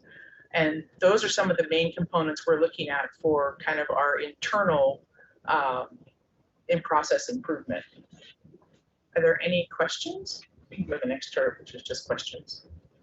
So So first of all, congratulations and thank you for adopting almost all of exactly what we put forward from the regulatory working group. I really appreciate particularly the time pieces and that how you're doing it in chunks. And this is really, I think, exactly what we're trying to get at the heart of something that was predictable, consistent, clear, transparent. And I just had a couple of quick questions on that, and which is we also talked a little bit, I think, in our recommendations about help for some of the smaller companies, because larger companies that have big legal departments can navigate this, I think, a lot more easily than some of the smaller startup launch firms.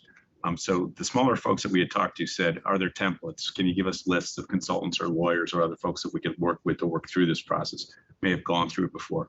Has it given any thought to that as how that could be worked? And I'm not saying it should be in this presentation, but it was just kind of an additional piece of how to smooth that process along for the small guys. Yeah, I think we're working with a lot of companies on means of compliance. And I think once we have a number of different means of compliance approved, we'll be updating that table so that, anybody, small firm or large, could look at that and say, oh, AST's approved a new way of doing something.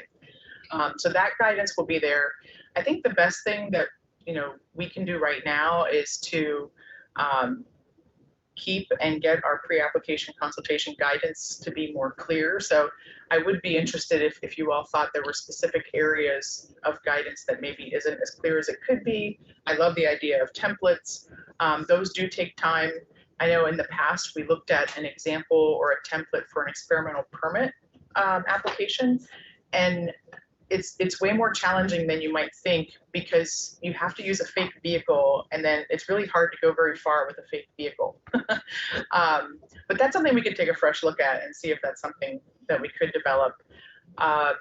In terms of like experienced folks who are available, I'm not sure. Has Jim, have your folks looked at that? Not yet. The legality of putting something like that together? We have not looked at that yet. I don't know if, way back, it's been a long time since I worked in the government, but when I used to do international trade, we used to be able to recommend, outside folks that would be able to help with promoting trade, or, freight forwarders or stuff like that, that were trying to actually facilitate U.S. exporters trying to get into overseas markets. So as long as you had a comprehensive list and anybody wanted to be added to the list could add themselves to the list, I think it passes legal muster, but you guys should run that down. Yeah, and we also have, we have safety element approvals at our disposal, Right. and any company who has a processes can be approved. So if somebody said, I know how to do X, Y, and Z as part of the whatever process is required for our applications, maybe there's a hook there to be able to encourage folks who are able to help go get a safety element approval. We can explore a few ideas probably. Well, congratulations, really, it's nice to see. You're welcome. I think ABS has something like that for aviation safety listed for sort of vendors. We have a question online, Bill Beckman. Yes, thank you. And I echo the comments. Great piece of work on this. I'm looking at this. I love the binary aspect, yes or no, to give you clear delineation on that. My question is more along the time of the feedback. Do you collect all of these yes or no's and then give it to them at one time, or that if there's a no, is there a way to kind of give quicker feedback and allowing these people more time to, to work the 180 days on their side as well?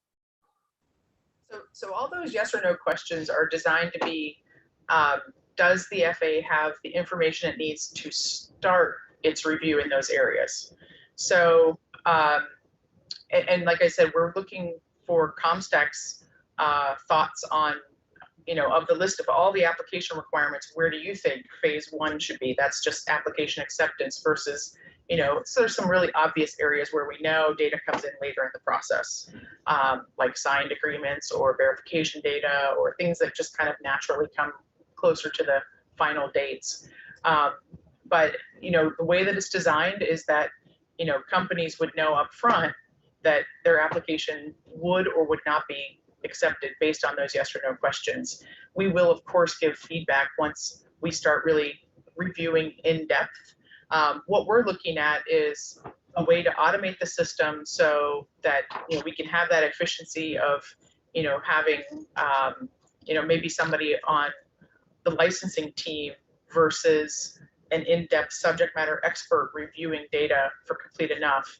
And then once the application's accepted, then you go to your subject matter experts and have them actually review the content, the quality, and any of those areas that might be more subjective. Did that answer your question? Yeah, I think so. It sounds like when you progress to more automation on this, that there is opportunity to give more real-time feedback and just kind of keep the process moving rather than waiting for a review date. And I think you guys are moving in the right direction. That's wonderful.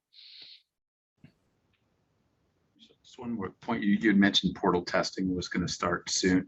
I know a bunch of companies would be willing to probably act as kind of test cases for you to kind of go in and work through the system. So just encourage you guys to reach back out to industry and give it a run and give you feedback as you work on the electronic system. Yeah, right now we have a number of applications that are in-house, and we can put those through. But yeah, when we get to the point of testing an external interface, I would love to have actual companies be willing to test it. Those that are in the middle of 450 right now for the criteria, I guess you said the criteria you think will come out this month, hopefully, at least for I think so. It's developed and it's in review right now. Okay. And so, we're trying to move as fast as we can. So I wouldn't mind giving it to COMSTAC, knowing that it could change. And by the way, this is a really hard problem. I've been with the FAA since 2001, and we were debating complete enough in 2001. So we might not get it exactly right on the first try. We're gonna, ask for your input. We're gonna ask our staff for the input. We can maybe try it. If it's not quite right, we might adjust it. But definitely happy to share that as soon as we get through one more level of reviews internally. Because we're struggling with our vehicle right now. Yeah, and I assume we're still under the old process to get this all finalized. So right now, we don't have that guidance out for like the checklist of items.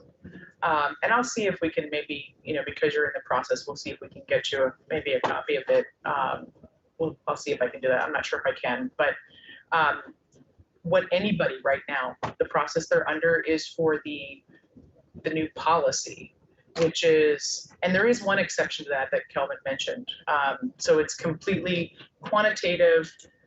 We're not looking into the details of how it's met, except for Part 450 has under 450.35A means of compliance that must be accepted by the FAA before we can accept an application.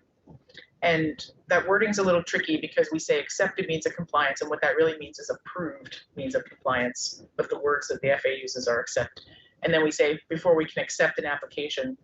So you need to have approved means of compliance before we can accept an application. And that has been, I'm sure you'll hear from Randy a little bit about that. That's been a little trickier than we thought. That's been challenging for many companies, particularly in the area of flight safety analysis methodology. And like I said, you'll hear next from Randy about that particular area. So once those means of compliance, and it's flight safety analysis methodology, it's lightning, it's toxic for flight and for ground. These are and highly reliable flight safety systems, and the tailoring of RCC 319. Those are areas where, if you're going to do something different than what has been standardly used, it has. And so we have guidance. We have the accepted areas. If you use those, then you're fine. But if you want to do things a little bit different, then those take time, and that's happening in pre-app. That's happening before application acceptance. And so, yeah, I definitely will try to get some priority on that. Thrilled that you're in this new role. I think the operators are really appreciate working with you, and glad that you're at the helm here. I'm just kind of curious, and maybe this question is a little premature. Maybe the answer is we don't know yet. But as 450 becomes sort of the norm for operators going forward, sort of in this spirit of trying to streamline regulation, do you expect, as the same vehicle tends to launch from the same location, do you expect that 180-day window on maybe the 5th or 6th launch of that vehicle from that location to decrease, or do you think that 180 days is always going to stay 180 days? So, I mean, one of the great things about Part 450 that's different than what we had in some of our legacy regulations is we had to have a separate license if you wanted to take one vehicle to, you know, the launch site that's just 2 miles away. And under Part 450, you have one operator license, and then you can modify that license to add multiple launch sites or a second or third launch site. You can modify that license to have a family of vehicles if you have several different configurations. So the idea is that once you get your license, you are in a very long life cycle management.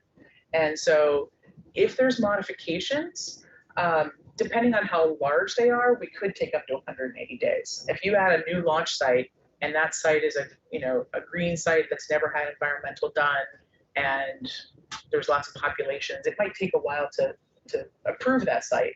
But if you're just looking for, minor changes or kind of normal operational type changes, those should be done much quicker. Great. That's a good segue into continuing accuracy, right? Have you thought about guidance that would use this complete enough analysis that would help with continuing accuracy updates and the timescale for when those get evaluated? I haven't given that a lot of thought, but I can. Like an example, right? So even under our old 431 license, right, we have vehicles, multiple spaceports, and it's always a question of how far back into that 180 cycle we go each time we're submitting. And it's always worked out good because we've been able to talk, but I think for future companies, right, it'd be better to have that published a little bit ahead of time if you could. Yeah, no, I think that's a good area. I think that there's also, we could probably put some guidance out that talks about,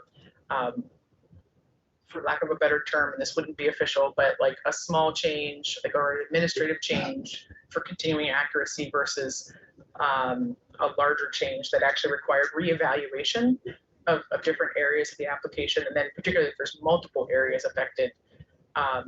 That's what's going to scale how long it takes us. But I think if you have a modification or if you want to add a new vehicle, or even if, we talk about incremental review for under 450, if you want to do an incremental review for one section of the regulation, those questions should be what's complete enough for those sections of regulation or a modification in those areas.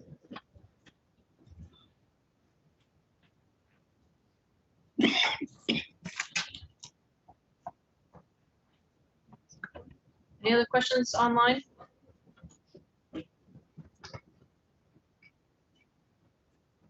Thank you very much. I really appreciate all the work.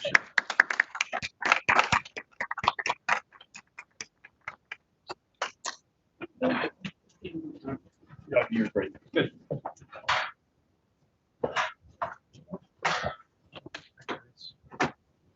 Just with this cord. That's for speakers who need a little extra energy. We plug them in. Plug them in. All right, thanks. So my name is Randy Rapchik. I'm the Deputy Director of Strategic Management here in AST. A month or so ago, I had Michelle's job. So I was the licensing manager. And so I kind of saw firsthand how we tried to implement Part 450. So I'm going to talk about that first. And then after this presentation, I'm going to talk about locksmith and testing. So we can pull up the slides.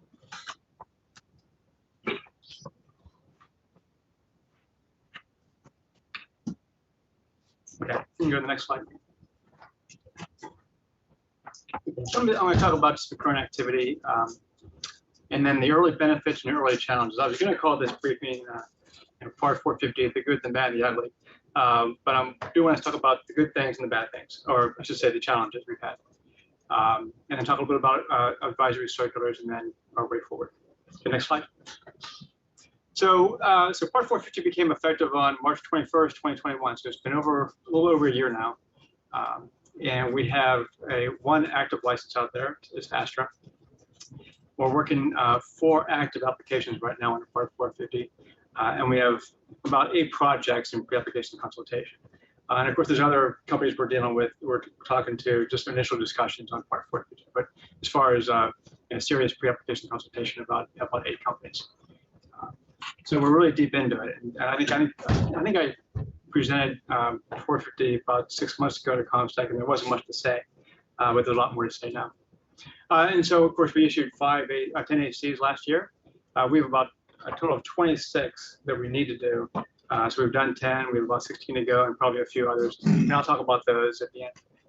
Okay, next slide.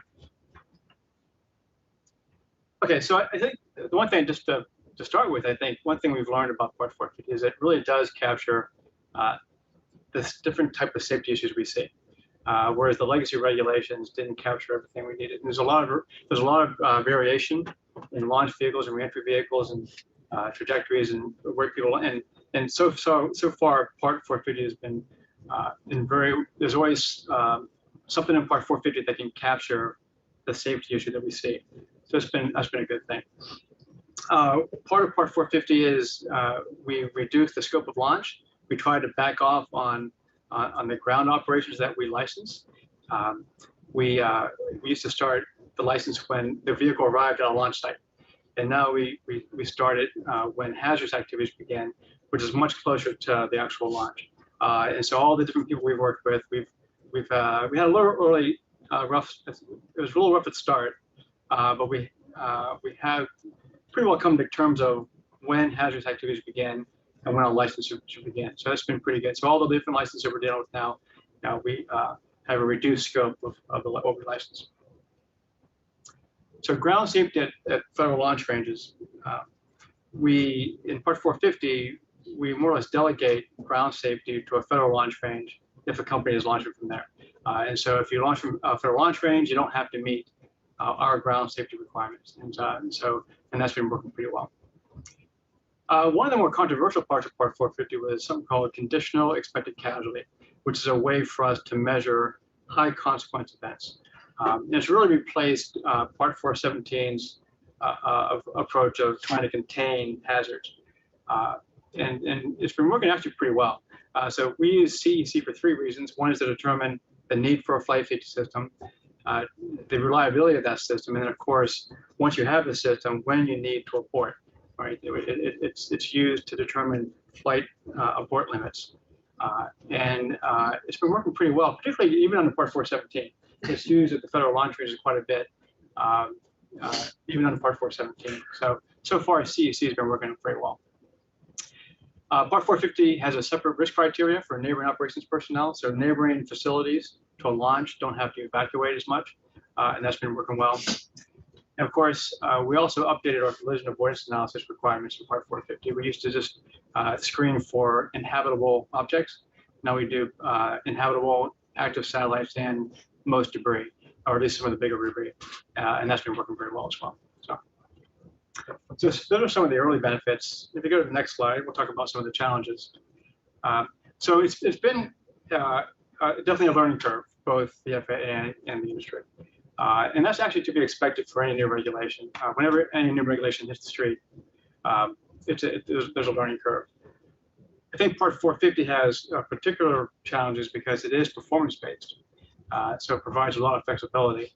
But with all that flexibility, it's sometimes hard to, for our staff to provide clarity on things, and also to maintain consistency across different applications. So we've been working out, and I'll talk a little bit about what we're doing about that. That's been a challenge. In specific areas that I'd say have some additional clarity or have additional clarity is the first one is data flows to and from a federal launch range. For flight safety analysis, if it's a launch from a federal launch range, we accept the federal launch range's analysis, hazard areas, risk analysis, all those things. And that's been working great. There's part of the analysis, though, that is still the optics responsibility that we have to oversee. It's the trajectory analysis, the debris analysis, and what's called limits of a useful mission.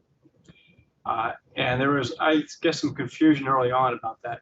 And I think we're working better now, I think, with applicants, as well as the federal launch range, on getting that data accepted by us and then given to the federal launch range to do its analysis. So there are some early challenges there. I think the past few months it's been working much, much better. I think Michelle mentioned we focus a lot on methodologies in Part 450 because the idea is once we issue a license, we don't want to have to authorize anything, every launch within that license, we should have minimal oversight of us, right? Once we approve the methodologies the licensee uses, we can kind of back off and don't have to involve ourselves with launch by launch by launch. But there's probably more of a focus on methodologies than there was in the legacy regulations, and so that's been a point of, I would say, some confusion. Incremental review. This has always been tough. When we started doing the proposed rule and through the final rule, we wanted to have a way to allow applicants to provide their application in increments. So instead of giving us the entire application in one fell swoop, and we have 180 days, the idea you could do it in increments. And we tried to define it in the actual rule itself, and just we're having struggling with it. So we kind of made it a case-by-case approach. And so we've been struggling with that early on, as we suspect. The idea is that there are some things that an applicant should want to have approved by the FAA early on, like methodologies, safety organization, things like that. And so there's been confusion in our staff and with the industry as well. And so we're kind of working through that. And we will have an AC put out that will also provide some clarity on incremental review. What we really should have called it was incremental approval, because that's what it really is supposed to be. It's supposed to be that we approve things in increments based on the applicant's need. Probably one of the hardest challenges we've had with Part 450 is system safety. Michelle mentioned she's been here since 2001, and there's been confusion around complete enough. System safety has always been a struggle to regulate.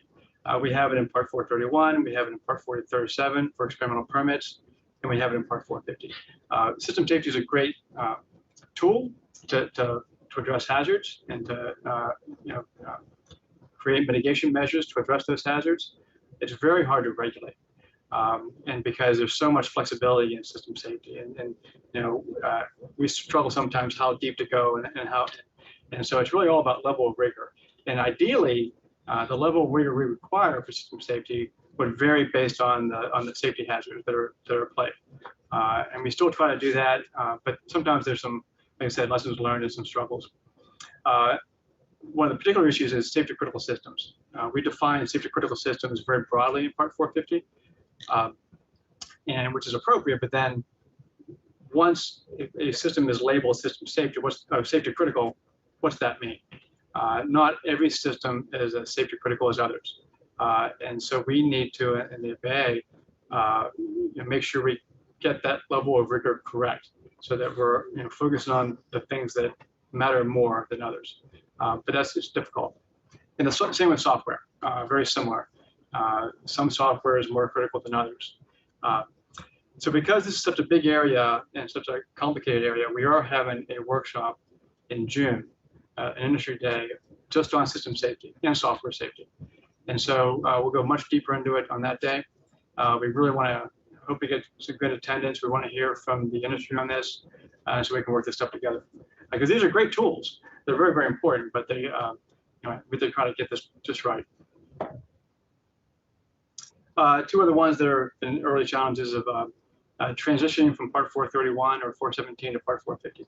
We're just starting to talk to a couple companies that are currently under those old legacy regulations and move them into Part 450. And we really want to make that as an easy transition as possible.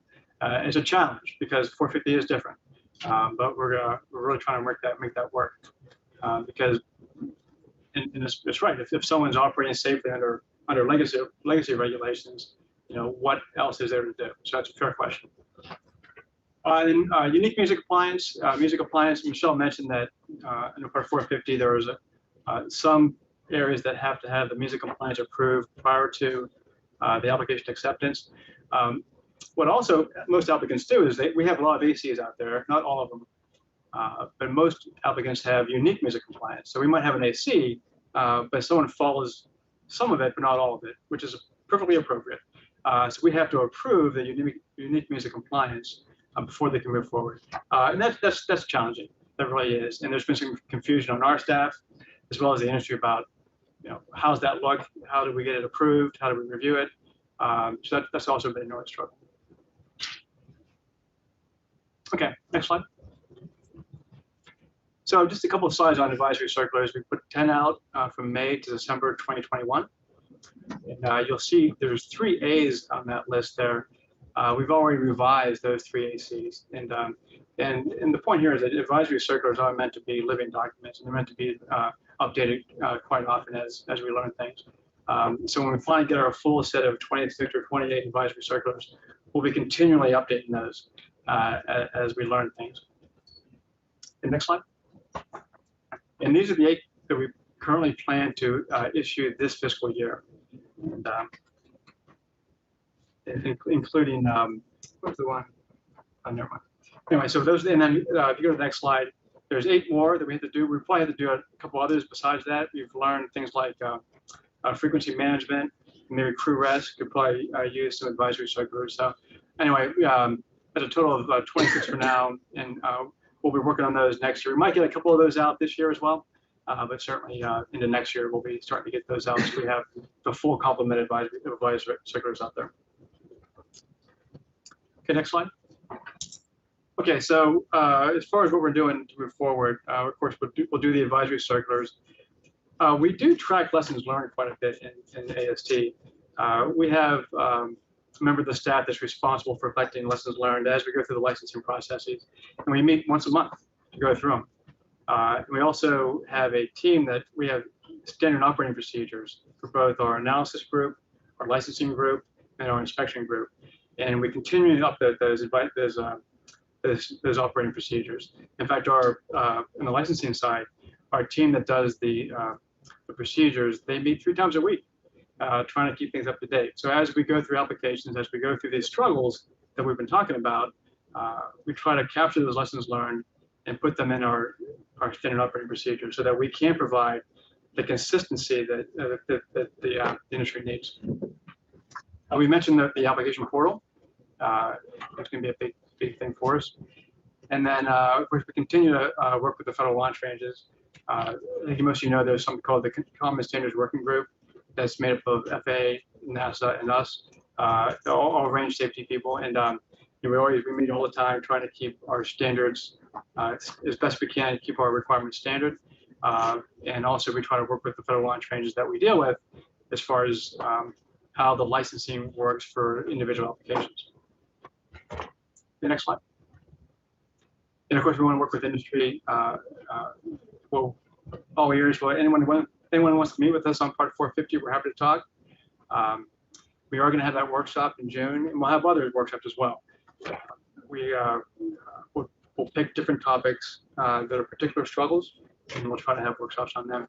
And the one thing that's not in this list that we're going to try to do, I haven't set it up yet, but what I want to try to do is have the regulatory text of Part 450 online somewhere where members of the industry can go in and make comments on individual sections, because the devil's in the details. And so we'd really like to see section 450.108 C2II, problems with that section or struggles with that section or ideas to make it better.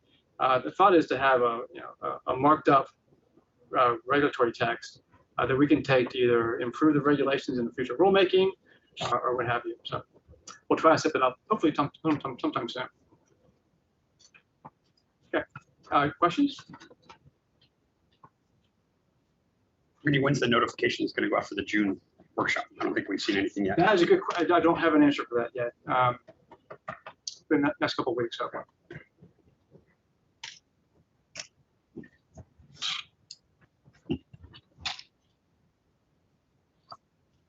Randy, just a quick question. I think you had 10 ACs that you guys did last year. Roughly about how long do each take? Or are you working on them concurrently? Oh, they're all concurrent. I mean, Jim, do you have a good answer for? We have it charted. I don't have it instantly at my fingers, but yeah, I can certainly get that for you. Kind of tracking how long it takes. We are working on them concurrently to a degree, but depending on the subject matter, it may take many months. Some more than others. Yes. And then the review process is also, hey, is there other things going along that reviewing an MTRM or something like that, that bumps the AC review out a little bit. And don't forget, I believe there's a comment form in the end of those ACs. Absolutely. You're always welcome to add comments to those ACs to make them better. Because like I said, they have to be living documents and we have to continually improve those. You'll get some feedback from the COMSTAC as well in terms of requested priority on some of the ACs going forward. Yeah, that'll be tomorrow. Oh, fantastic. Not really a question, maybe just a comment, just to acknowledge that is something that I'm hearing from a lot of operators is sort of the duplication of work between FAA and DoD. So I think it's great that you continue to work with them with the ranges going forward, and we'll be happy to help in that process if we can. Yeah, I think that's, I'll be honest with you, we think we work pretty well with the Federal Launch Range. We don't see a lot of duplication. So I think we do have to have a dialogue because we let them do what they do and we do what we do. And so I think it's definitely worth a conversation. Yeah, great. Yeah. So Randy, I think it's been really great working with you guys on the 450 stuff. And I think it's been nice to see the conversations and having to be able to talk before things become, more official and more rulings. That's been good. I think one of the things we're struggling there is when does that become more of an official, statement? When do you transition from what you're talking about to more formal, okay, that's what we're going to do. And for us specifically, it's the 431 conversion. Right. So I know we've been talking to your team a lot about that, but it's just something I think both sides need to kind of back to the keeping risk in the right spot, right? Don't take too much one way or the other. But there's probably a point where you can kind of declare, okay, now to go further, it's time to submit some official paperwork, right? One way or the other. Yeah, and I think in 431 is a particular challenge because it's a system safety based rule, and so is Part 450 really. And I know we'll put BG through 431. So yeah, we're definitely keep that dialogue going. Yeah, we're trying to make it work. But I appreciate the conversations. It's been great with the office.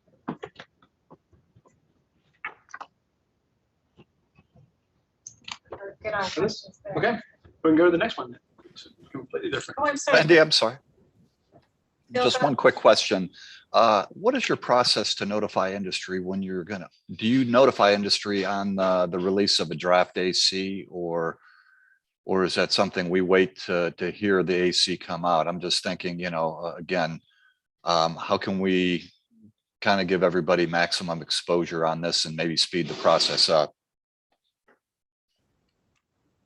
Sure. So I'm the one, I don't know if I would admit this, but I'm the one responsible for the ACs and the rulemaking.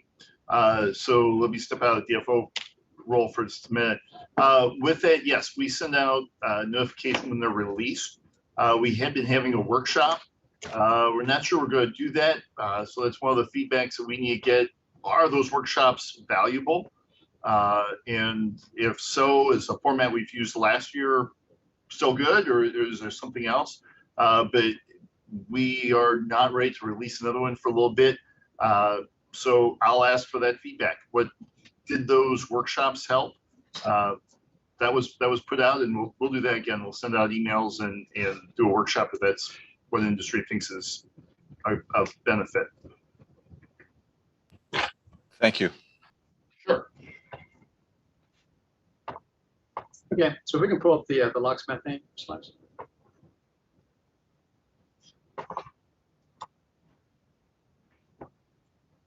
Okay, great. So we're currently doing testing with liquid oxygen and methane propellants. And so as a background, there are 5 launch vehicles currently under development that use liquid oxygen and methane propellants.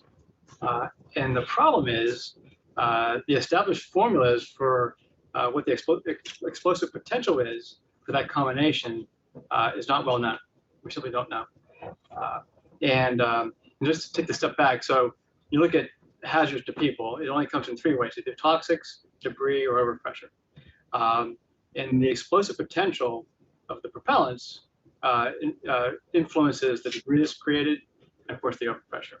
And so what we try to do when we do our risk analyses, or we do hazard analysis, or we try to make hazard areas, we want to model as best we can the explosive potential of an explosive event. And without knowing much about how LOX and methane work together, we have to use conservative assumptions. And we can do that. We can use conservative assumptions, but the problem with that is you have probably hazard areas that are bigger than they need to be. And you have estimated risk that might be higher than it needs to be. So we really want to try to understand what the explosive potential is for liquid oxygen and methane to improve our modeling. And so there's significant uncertainty in both the total mass, how mass affects it, as well as impact speed. Okay, next slide. So, so the Department of Defense has funded what's called a COMET explosive test series. And their focus, they did it in 2020, their focus was on pre-flight scenarios. What they're interested in is for siting facilities, where to put launch pads, where to put facilities that are using these propellants. And so where our interest is mostly on intact impact of a launch vehicle, what the explosive event is with intact impact. But anyway, so they're doing this, which is great. One thing we kind of learned when they started doing that testing was it was more energetic than was expected. And what was probably the cause is that it's LOX and methane are more, they mix better.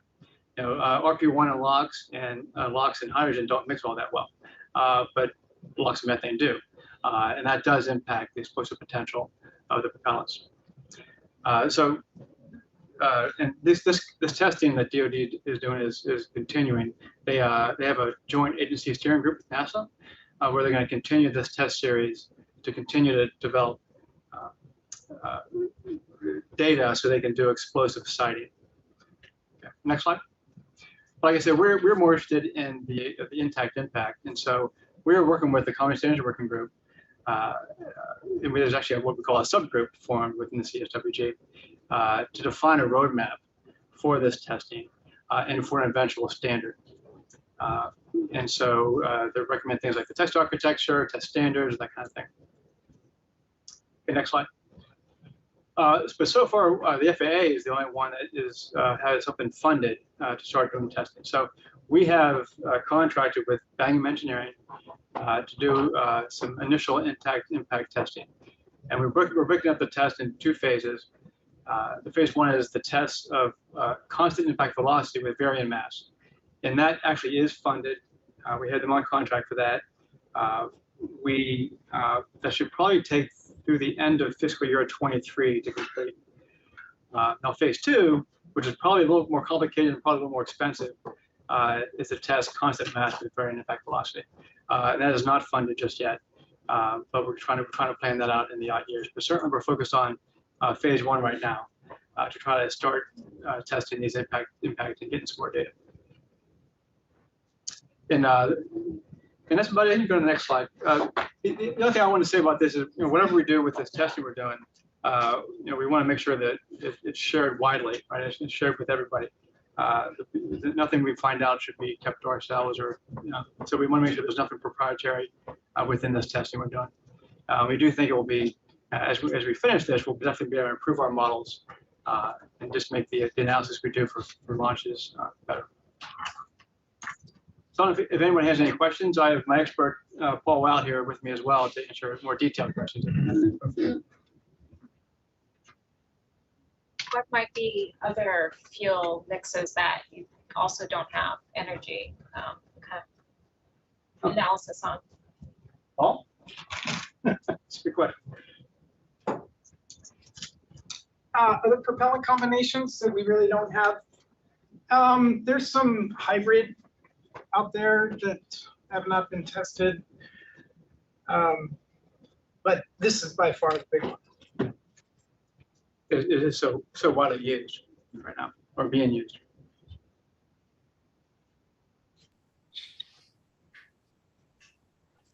Any other questions? Bill's got a question. Oh, hey, Bill. Just more of a curiosity question. You said that it was more energetic than you expected. Was that a little bit or a lot of bit more energetic? In some cases, it was a lot of it.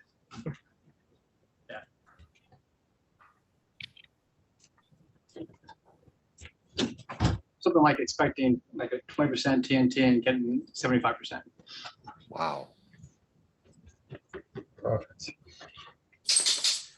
And do you look at this just as it's on the launch pad, or do you look at also like, semi trucks going down the highway with that much, propellant on board?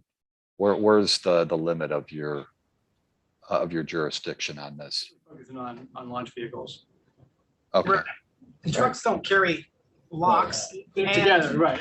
fuel at the same time. Yeah, fine. Yeah, hopefully the Department of Transportation doesn't allow that.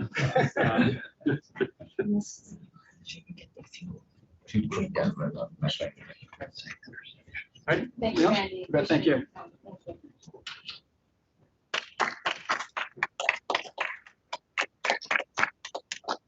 All right, thank you. And thank you for questions. And if there are other questions that you have for the AST team over the rest of today and tomorrow or anytime, please make sure and get those in, and we will get you an answer as soon as we can. Next is the opportunities for international participation. Velda, I believe you're online. If you go ahead and introduce yourself, and I'll turn the floor over to you. Thank you for being here and waiting patiently. Thank you very much. Can everybody hear me? Yes. Fantastic. Okay. Good afternoon. And thank you very much to my FAA colleagues and to the organizers of this event for your invitation and allowing me to participate. I am I used to say newly arrived director of the Office of Space Affairs. I've been here since last August, so not quite a year. In the State Department's Bureau of Oceans and International Environmental and Scientific Affairs. We call ourselves OES. I hope many of you are familiar with our Bureau.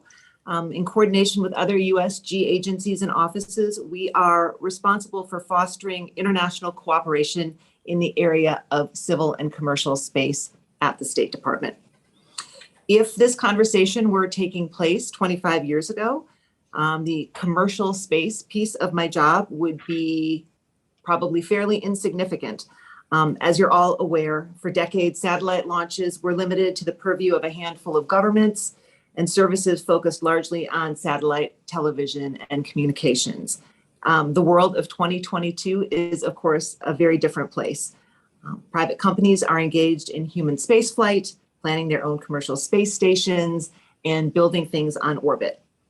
All this means that the rapid pace of expansion of the commercial space sector is providing new opportunities for economic, technological, and scientific growth and untold benefits for society.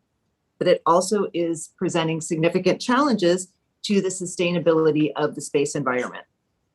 As space activities involve norms, rules, and principles that guide outer space activities also must evolve, and this will require a global effort and robust international cooperation. As we are working with international community partners to set these norms, rules, and principles, the input from the US private sector is absolutely essential to ensure that our approach is both practical and effective. As the Biden-Harris Space Priorities Framework makes clear, the US will work with allies and partners to update and harmonize space policies, regulations, export controls, and other measures that govern commercial activities worldwide. And the US will lead in strengthening global governance of space activities. So to that end, here at OES SA, one of our most substantive engagements with the international community on norms and principles is through the United Nations Committee on the Peaceful Uses of Outer Space, or COPUOS. COPUOS is the primary multilateral forum for the discussion of civil space issues, and it has grown from its humble beginnings in 1958 to over 100 member states currently. Through COPUOS, nations have developed and supported 4 core outer space treaties and have promulgated non-legally binding consensus principles and guidelines for the activities in outer space. The forum has been invaluable for highlighting US space policies and our vision for expanding human presence in space and promoting the responsible use of space. My office, OES SA, leads the delegation to COPUOS plenary meetings, like the one coming up in June. and space issues, given the fact that they are really a whole of government affair. As part of our delegation, we bring representatives from the interagency community, including NASA, Commerce, DoD, NOAA, and the National Space Council, and as well as some others. The committee covers a wide swath of issues and includes things such as space exploration and innovation, global navigation satellite systems, and orbital debris. I'd like to take a moment to highlight two areas that I think are particularly important and their relevance to the US commercial sector. Many of you are likely aware of the 21 long-term sustainability guidelines for outer space activities that COPUOS adopted in 2019. These are voluntary, non-legally binding guidelines and represent best practices for safe and responsible use of space. They mark a successful milestone in preserving the outer space environment for generations to come. And it's important particularly to note that these guidelines were adopted by consensus, including every major spacefaring nation. And I think you are all probably familiar enough with the United Nations to imagine the wrangling that was required to get nearly 100 nations to agree to these guidelines for the full range of governmental and private space sector activities. The guidelines embrace many of the key US objectives in outer space and are broken up into several categories, which include guidance on the policy and regulatory framework for space activities, safety of space operations, international cooperation, capacity building and awareness, and of course, scientific and technical research and development. A follow-on working group was established earlier this year to continue the committee's important work on long-term sustainability. And this new group, colloquially known as LTS 2.0, is focusing on the implementation of these existing guidelines, as well as studying new challenges to the long-term sustainability of outer space and capacity building. The working group is chaired by our colleague, Mr. Umamaheshwaram from India, and recently adopted a 5-year work plan with an upcoming intersessional meeting in November of this year. It's important to note that these guidelines not only represent government efforts to sustain the outer space environment, but are the result of an unprecedented effort within the United Nations to incorporate industry input into the process. Indeed, ensuring the long-term sustainability of outer space is of paramount importance to everyone, governments and private sector actors alike. We look forward to consulting with you in the months to come as we continue to collect information on US implementation of the guidelines and prepare for further engagement in the new working group. I'd like to briefly touch on one more COPUOS effort that has direct implications for the commercial sector: space resource utilization. Earlier this year, the committee established a new working group on the legal aspects of space resource activities under the auspices of the legal subcommittee and adopted the associated work plan just this past April. The new working group will collect information concerning the activities in exploration, exploitation, and utilization of space resources, develop a set of initial recommended principles and, if appropriate, practices for such activities to ensure that they are carried out in accordance with international law and in a safe, sustainable, and peaceful manner, and study the existing framework for such activities. We look forward to engaging with this new working group and ensuring it develops in a manner that is consistent with US views on space resource utilization, namely the ability of individuals to extract and utilize space resources. I've just detailed a lot of information on the work of COPUOS and highlighted the importance of private sector input, but the question remains, how does this process work in practice? So every year we bring representatives from the private sector to serve on the US delegation to the committee. These individuals attend plenary and working group discussions, participate in delegation meetings, and importantly, offer their input and valuable perspectives on the issues. We often ask private sector colleagues to give technical presentations during the meeting and showcase the innovative nature of the US space sector. These engagements help us avoid creating a monolithic perspective and facilitate greater collaboration. We've typically sought private sector advisors through industry trade associations, which serve as a great resource that we continue to value.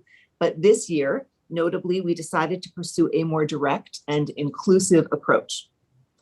In January, my office released a Federal Register notice seeking private sector participation in domestic and international events on spaceflight safety, sustainability, and emerging markets in outer space. This is important because this notice allowed us to post an open call solicitation to the U.S. private sector to serve on our COPIOS delegation. We released a solicitation in March for private sector advisors to the COPIOS Legal Subcommittee and received over 20 submissions from highly qualified individuals. A second solicitation was posted mid-April for the 65th full session of COPIOS, and we've already received a number of proposals. The submission deadline is May 9th, next Monday. So if you are interested, there is still time, and we would welcome any and all applications. The significant benefit to this process is that it is an open solicitation. Often due to our bandwidth and the breadth of the space sector, it's difficult for us here at the State Department to reach smaller private sector entities that lack government affairs teams or may not even know who to reach out to. Federal Register notice allows private sector entities, big and small, space 1.0 or 2.0, to all have the same opportunities and allows us to benefit from their valuable perspectives and insights. We plan to employ this mechanism more in the future and extend its utility beyond just COPIOS to include bilateral engagements, listening sessions on current challenges in the space environment, and other opportunities. Finally, I would be remiss if I didn't mention our office's work on the Artemis Accords. The Accords are a non-binding political commitment grounded in the Outer Space Treaty of 1967 to facilitate safe and responsible exploration, science, and commercial activities in space for the benefit of all humanity. As we look to work with the international community to uphold and strengthen a rules-based international order, the Artemis Accords present an opportunity for this generation to positively define the rules and principles that we will use to guide our civil exploration of the moon and onwards to Mars. There are numerous countries and private sector players conducting missions and operations in cislunar space, and it's critical that we have a common set of principles to govern civil exploration and use of outer space, and we are looking to expand the number of countries who have committed to the Artemis Accords. We are very pleased to be able to say that currently we have 18 nations as signatories to the Accords and look forward to growing that number as we continue engaging with the international community. We're also actively exploring ways to get the commercial sector more involved, as the future of space exploration is no longer limited to just government space programs. I'd like to close by again thanking the organizers of this event and all who have attended. Engagements like this underscore the importance of government and private sector cooperation to realize the full potential of space exploration and utilization. Thank you again. I'm happy to take any questions, and many of you I have not met in person, and I look forward to the opportunity as we return to a more normal pace of things. I walked around downtown DC today. It almost feels like, you know, there are people on the sidewalks. It's pretty wonderful. So with that, I will conclude. Thank you again. And again, I will gladly take any of your questions and attempt to answer them. Mike and then Clay. Great. Mike French from AI. First, just want to thank you for that increased communication from your office. It's definitely been noticed.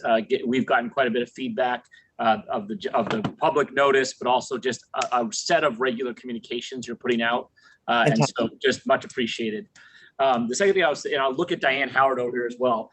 But over the past few years, there was a couple of international industry convenings led by Commerce in the State Department. And now with a new office, a new director for the Office of Space Commerce, that might be something to reconsider to get those started again. Europe has, under their new space traffic management framework, they've started doing convenings, but focused on European stakeholders. Mm-hmm. And it might be interesting, to look at that model and see if perhaps, a U.S. government focused one, but perhaps with an international aspect as well, could be worthwhile on the space sustainability topic. Thank you.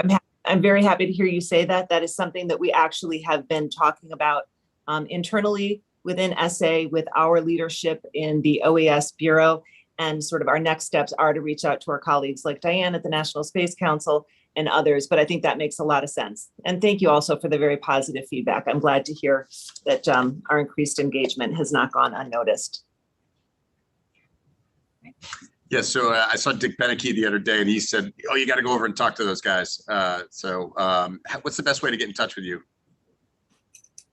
Well, the best way to get in touch with me is through my State Department email.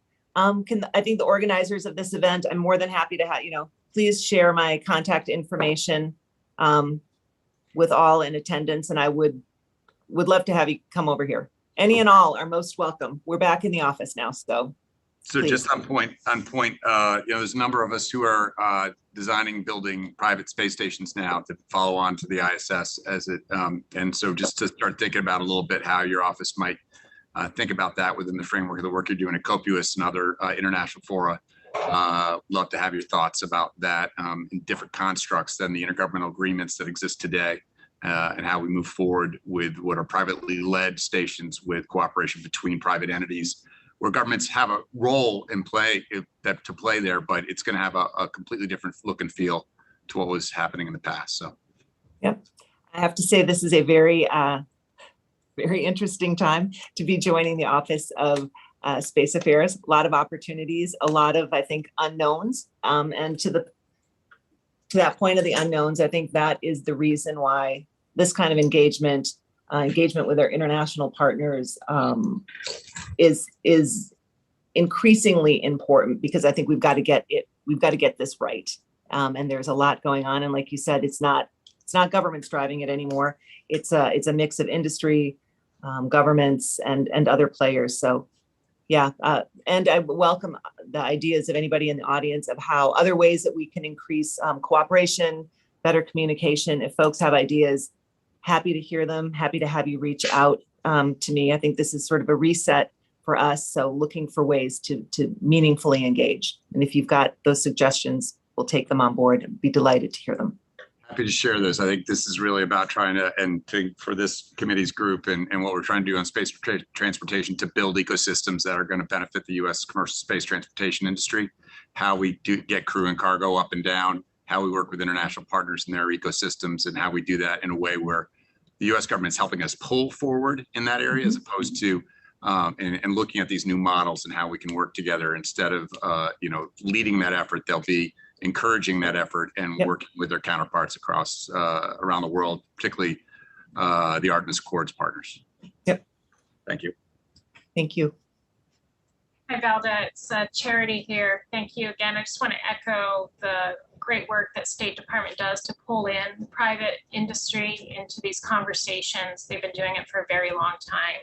And I see the U.S. as a leader there whenever COPUOS meets in sharing their seat with private industry. My question to you is on LTS 2.0.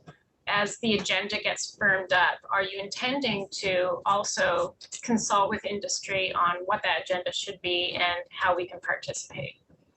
Yeah, we most certainly are. I think we have to, because as we are looking at how do I want to say this? We've got these guidelines. So now what are we going to do with them? I mean, the guidelines, our paper are just guidelines. So how do we meaningfully work with them, implement them? That is absolutely a conversation in which our industry colleagues need to be involved, and will bring a lot of concrete, practical vision and suggestions.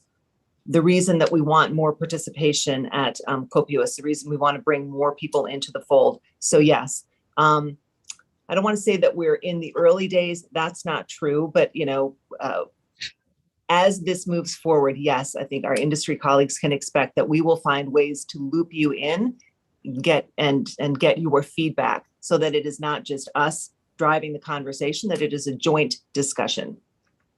Absolutely. And a second question regarding the U.S. kinetic ASAP moratorium. What are you hearing, if anything, from partners and allies around the world of the response to that decision by the U.S. government?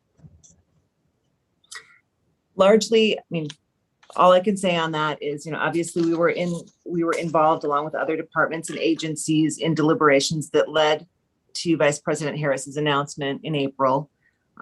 The initial feedback that we have received from partners has been, for the most part, positive. For really the for more detailed questions on that, really that falls into my friend Dick Beneke's lane in the Bureau of Arms Control Verification and Compliance here at State. But I will just generally say it was well received by most international partners. Great, thank you. And while I imagine one wants to keep the security world separate from the copious world, I imagine that the plenary session will have some folks talking about it as well. Oh, well, it certainly was. It came up in the scientific and technical subcommittee and again in the legal subcommittee. So surely this will be, I'm sure, frequently referenced and mentioned at full copious in June. Yeah. Any other questions from members? Yes, great. Balda, I just wanted to also thank you. It's been an exemplary demonstration of industry working well with government to forward the needs of both taxpayers and U.S. industry representatives. And I think it's also impressive that it's been a really smooth continuation of policy across two administrations that haven't had a smooth continuation policy in too many areas. And also thank you for the ASAT announcement. That was a wise strategic choice. Thank you. And I agree. This is one area where I think, like you said, it was a smooth transition, and I think things are working well. We're thrilled with the new National Space Council leadership, Diane Chirac. So, and that is very close. I would also be remiss if I didn't note it's a very close working relationship that we here at State enjoy with our National Space Council colleagues. And I think that being in lockstep and in close communication has really served, I think it serves everybody's interests. So thank you to my colleagues there as well for the excellent coordination. I was recently in India, and I know originally India was a little hands-off on the Artemis Accords and no decision was reached there because they have a long history, I think, with the Russians. I think they're reevaluating that to some extent. I'm curious whether that conversation might be reopened with India or whether you've thought about that. I get the feeling that they might be more receptive. I would say that is an ongoing conversation that we continue to have with our Indian colleagues, understanding that there are sensitivities, concerns, they find themselves in a unique situation, but that certainly is something that we continue to raise when the opportunity presents itself. And my sense is, it's still, I don't know if they will sign the Artemis Accords, but the dialogue is still very much active. And so we'll see where that goes.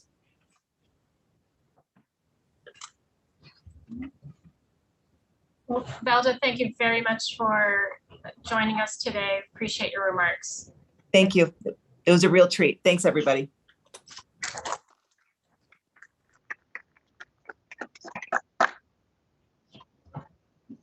Do you want to ask the questions that came in first and then go through the review, or do you fast? Yeah. Okay, yeah. We had a couple of questions that came in online. I'll go ahead and read them off.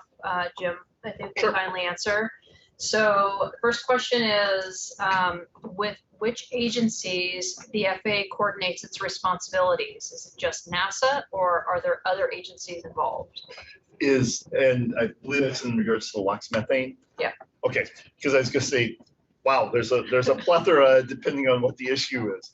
With the LOX methane and everything, we're working very closely with DoD, and that includes Space Force and Department of the Air Force, et cetera. So there's that piece, and also the Common Standards Working Group, everybody involved there. So it's really DoD and NASA are the two big agencies, departments that we're working with on that. Thank you, Jim. And then the second question that came in online, does the introduction of LOX methane fuel mix factor into the debris calculations MITRE completed last year in their work for the AST? I don't have that answer, but I will contact MITRE and see if that is part of what they did, and I'll get the answer back. Great, thank you. Well, I realize we're running a few minutes late, so if you'll indulge us for maybe 3 or 4 more minutes, I thought it would be fun just to reminisce for a couple, over the past couple years. I don't need to tell you all here how exciting it is to be in the space industry. And just taking a look generically at what has happened for commercial space transportation is awe-inspiring. So we have, Karina and I have a super short couple slides, want to go through with you. Do we have those teed up? Okay. Obviously, Karina and myself, not reflective of the entire COMSTAC, but just wanted to bring some reflections to bear. Soundtrack with this? I would love to have a soundtrack and visuals and all that. But so essentially 2 years of giant leaps for the U.S. commercial space transportation industry. Oh, don't advance yet. Okay, well, we'll start with this one. Okay, so let's start with, in no particular order here, our generic assessment of the last couple of years, a return to crewed launch from U.S. soil, bringing U.S. astronauts back to the International Space Station. And this is still going strong. Industry is such a reliable partner here. And thank you. Reflections by Diana Ross. And I mean, this is tantamount to the testimony of the success of commercial cargo and crew concept. So bravo to those in the industry helping to bring crewed launch back to the ISS from the US. Karina, over to you. Next item. All right, next bullet. All right, plus the era of space tourism, which finally got kicked off.